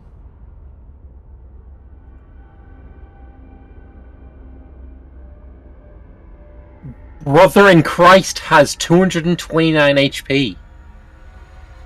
I am not the tankiest person here. You know what? That's inspiring. That's a good thing.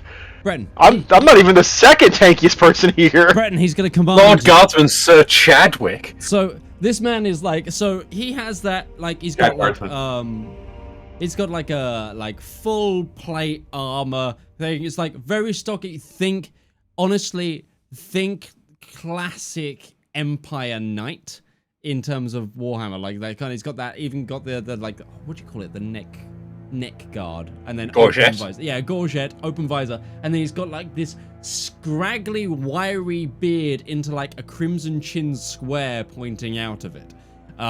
He's a blustering man, and he just points at you, Breton, and goes, "You gotta stop there and just let that one stand there fine." He's gonna use Command Ally, and he's gonna tell you to make an attack on the skeleton. Okay, which of the two skeletons is he telling me to attack? The one closest to Valymr. Okay, that one. I think Breton... You know what?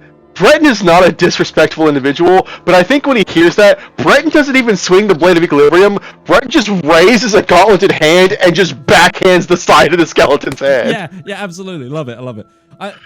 Do Also, 1.5 there's damage. something like really weird about like early training under Elwyn that kind of kicks in there. It's that tone of voice that this man is just like, oh, it's like, sorry, sir. So this is going to be a bit of a manual thing, but we'll see here. It's at least a 20 to hit. Yeah, it is. And we'll roll. So it's 1 + 4, so that's 5 points of bludgeoning damage, which by my memory, that's what skeletons are vulnerable to. Plus a D8 of radiant damage. Oh goddamn it! I got clever about it. That's 11 points of damage. That's not enough. You know what? I'm gonna throw the first level Divine Smite on that. really? No, this skeleton dies. This skeleton will die. Man, like. That's the extra 3d8 points of damage. Just to, like, I was like, it'll be funny. I just need to not roll a 1 or 2 on the d8, and there's the 1 or 2. So no, we're gonna use holy weapon. I'll take it off.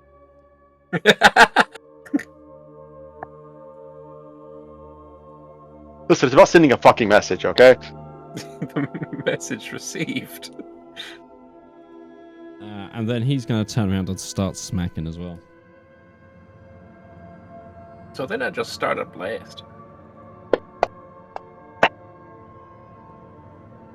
Next time I make a fighter, I'm actually doing an unarmed fighter. Fuck Missed this. the skeleton on his north. He was too busy This is an inauspicious start where I rolled just low enough to not kill a skeleton, and one of the other badasses just missed an attack. Oh, he missed the second one! I rolled 2 2s! Hold on. A skeleton's AC by default is what, 13? Yeah, he has a +9. He rolled 2 11s. He rolled 2 11s. Bro! Man is a commander. He is Bro. We didn't ask for commanders. We're the commanders. We asked for people who could kill shit. He's good. It's just I think he saw what I did, and he's just like, all right then. And he's like, oh wait, it's that easy? Maybe not. It's fine. They're just skeletons. Oh yeah, I need to raise my save bonus. Yeah, those that I was worried about. Up by 5.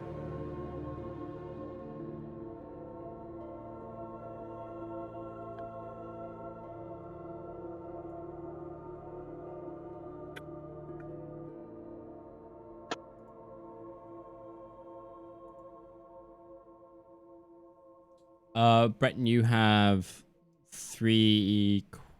This is lower. You have 3/4 cover. Yep. Okay. We don't have an effect to apply for that, but that's a separate. Effectively makes my AC. If they don't have a natural 20, they're probably not hitting. There's a 25 hit. No. No, his AC is 28 currently. Cool. No problem. Jesus Christ.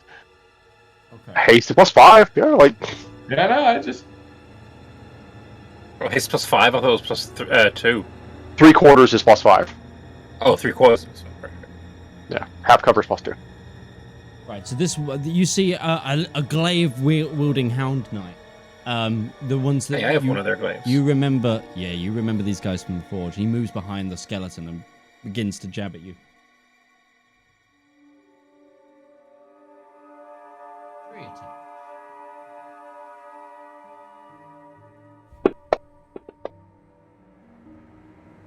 There's a 27 hits, yes? A 27 hits, yeah, he doesn't have cover from that.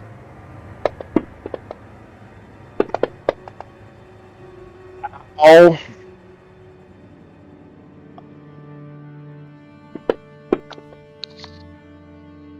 Misses. Mm-hmm. And the final attack is a 14, which misses.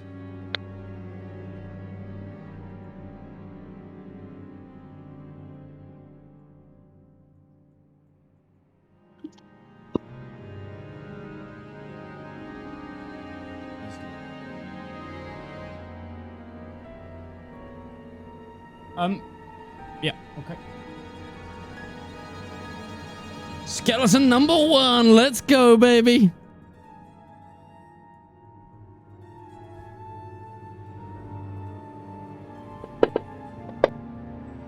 That's a natural 1. Nice one, skeleton number 1. There's a bunch of skeleton 1s. Oh, sorry. I guess I'm just zoomed in on the comment tracker enough where I can't see the. Okay, that's on me. Never mind. Yeah, that's just it's all the teens. Let's get Lord Guardsman missed. Landed his attack on Lord Guardsman. Guys, this is a very inauspicious start to this encounter. Like, Lord Citizen Bard Guardsman, frickin' Ostefos is turning out to be all bark and no bite.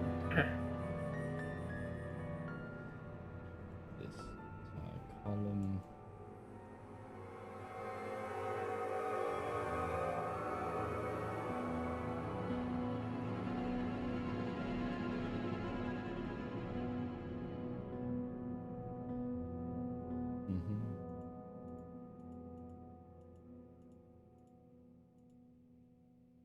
as we go through all the skeletons that do not have the means for placement to participate in the encounter.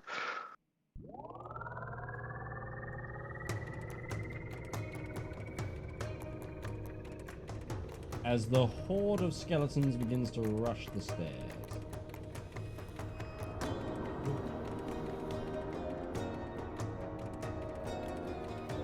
I do need to get to that Death Knight.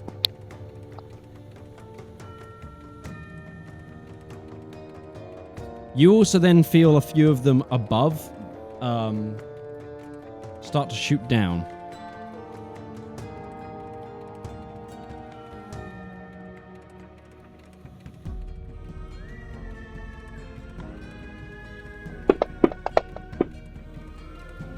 That one missed Valymr. Yes, he did.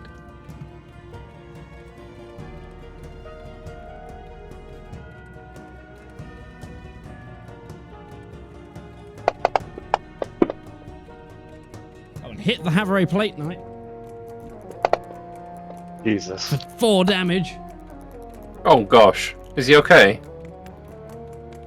Listen, the fact that they're taking damage at all is a minor miracle for the bad guys right now. Which one is this? Like, these are not substantial things to hit with, and they're getting these hits off one by one. Oh, I've lost a skeleton. Where is this guy? Is it number 29? Yeah.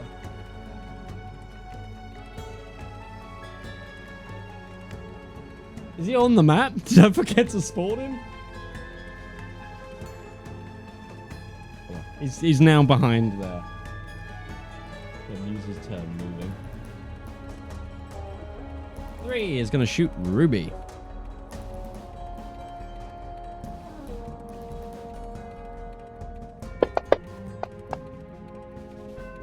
He misses.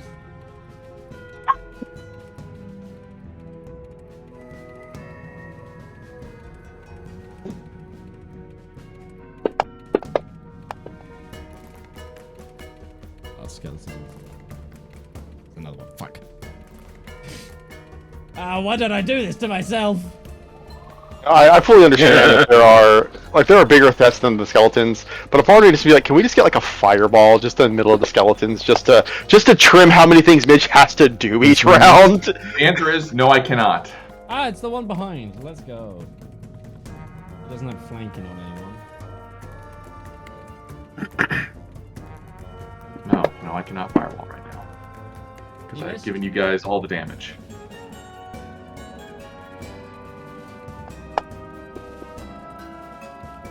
Got a hit. Stop hitting our friends.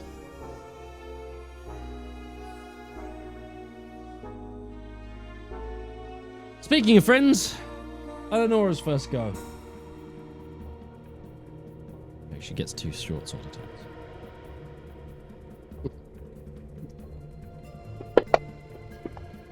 Oh, it was almost a natural 20. It bounced off. It's a hit. We'll take it. She out here doing work. She out here doing the work. They have 12 HP each? 13. It's not a lot. They're skeletons. Right. Isambard. Currently not engaged. You'll like it.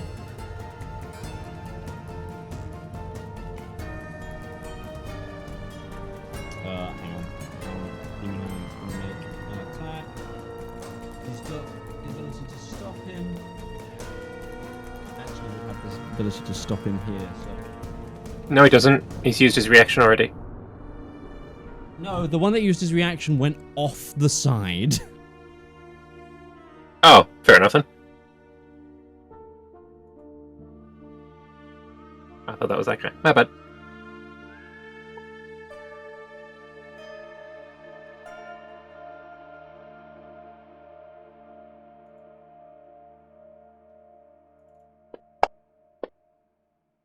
That's a miss. Okay, so Sir Stefan can walk up. Yay. Not Sir Stefan Isambard.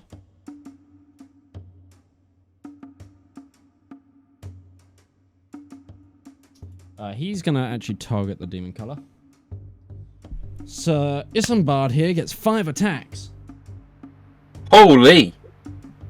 Bam bam bam bam bam bam bam bam bam bam bam bam bam bam bam bam. And I great sworded, and I great sworded, and I great sworded again. And I did it a third time. Is he the flamberge? Yeah.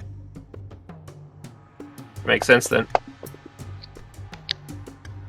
3 out of 5 ain't bad.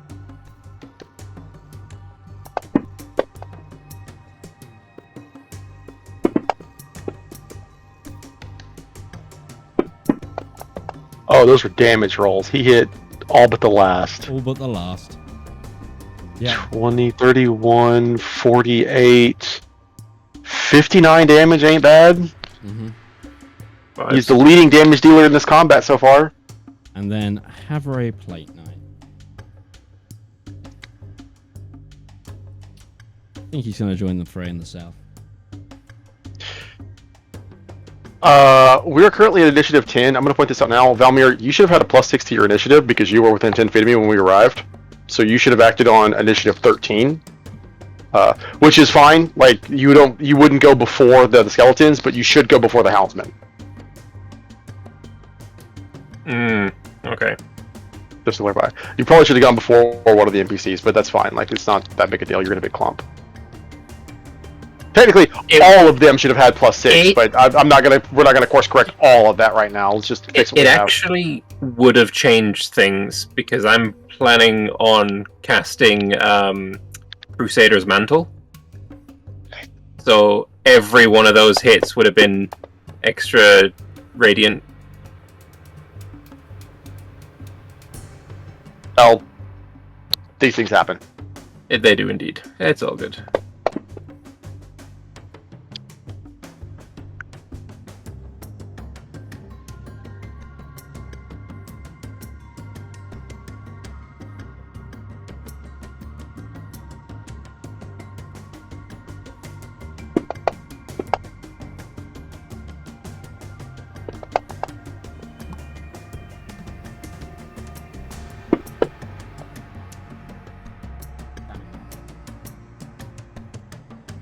Houndsman 1.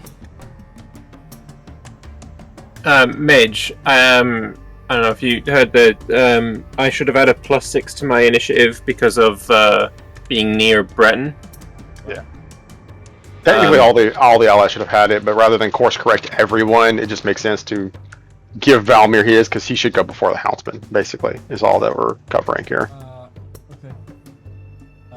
That's Just put me on initiative 9, I guess.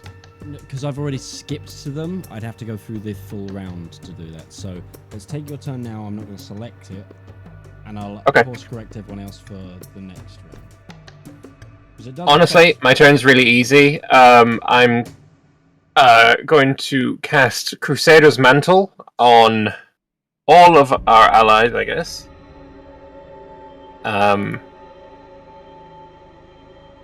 You and you and you. Everyone. Me, Plate Knight, Isambard, Breton, Eleonora, Scout, Guardsman, Ruby. Okay, and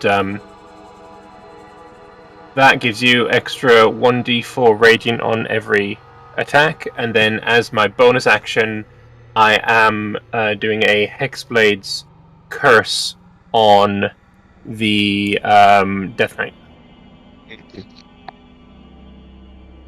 Cool. Yeah, it doesn't change anything for spell order because Valymr would have done his spells last, so everyone would still have taken their turns first. But it does for enemy action order. It means that basically all of the guys who acted would have been before the skeletons, before they acted. Mm-hmm.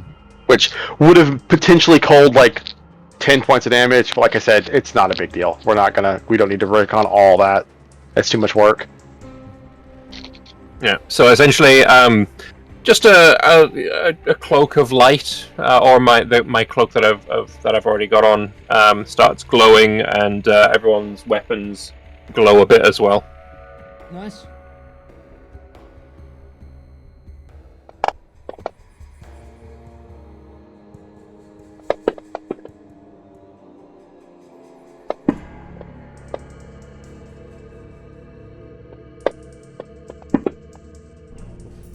Houndsman One missed a lot of his shots.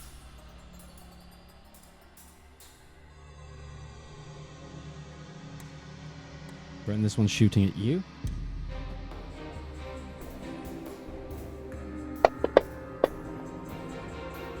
"17 misses. And 11 misses. And a 12 misses. This is the one that got pushed off.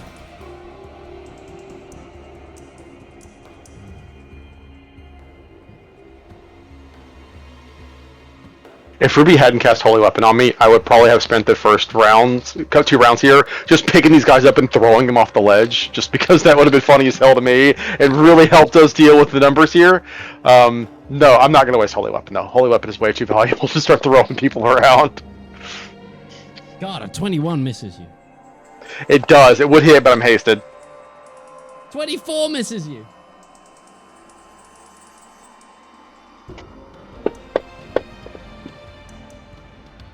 Well, that's that one. Yeah, sorry. My AC is 25 currently. I apologize.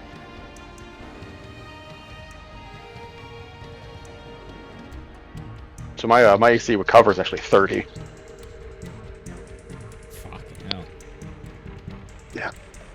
I wasn't looking at my Ring of Protection. That's not calculated in my AC on the sheet.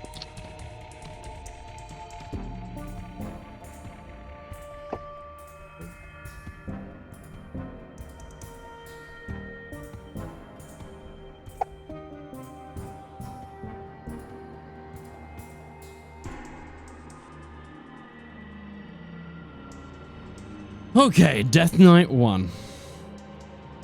Yeah.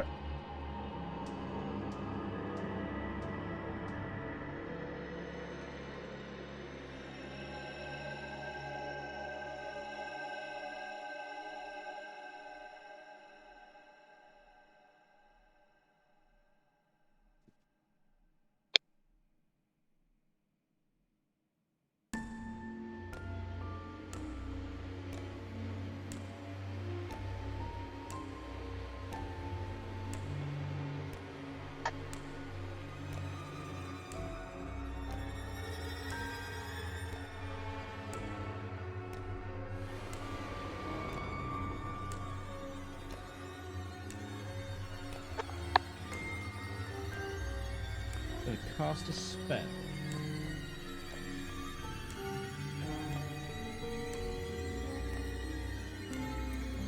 Counterspell. Okay. 3rd level.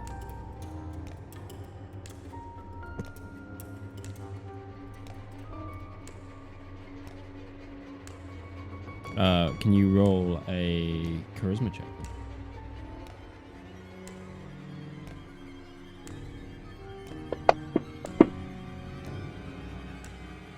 You got D12s, if you want to try and reroll that. I'll throw a D12 on that. 17.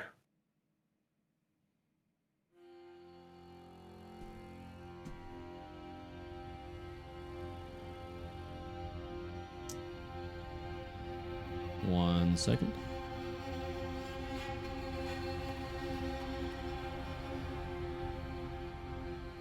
Do you think I should use one of our 2 procession?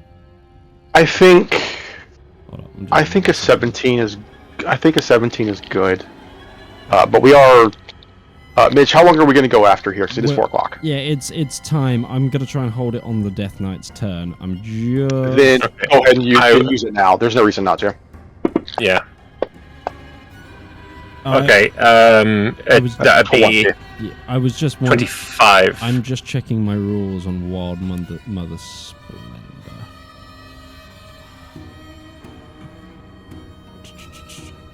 Ability check, attack roll, saving throw.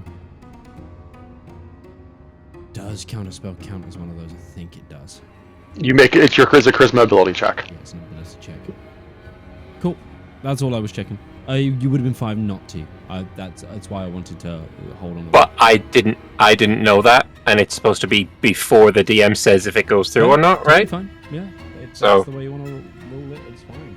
I just want to be fair. Again, it's also we're literally at 4 o'clock, so there's only going to be like maybe we may not even get another roll this session. So let's use the give and boons that we've gotten. And we'll end it at this because I don't think he gets more than one action. So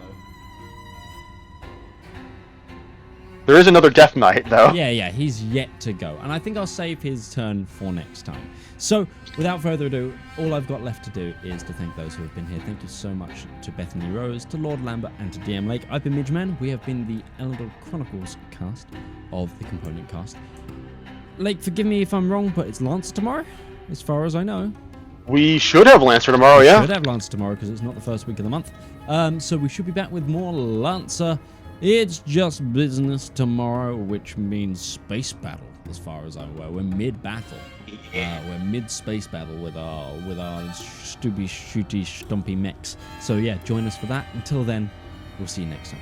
Bye-bye. Toodaloo.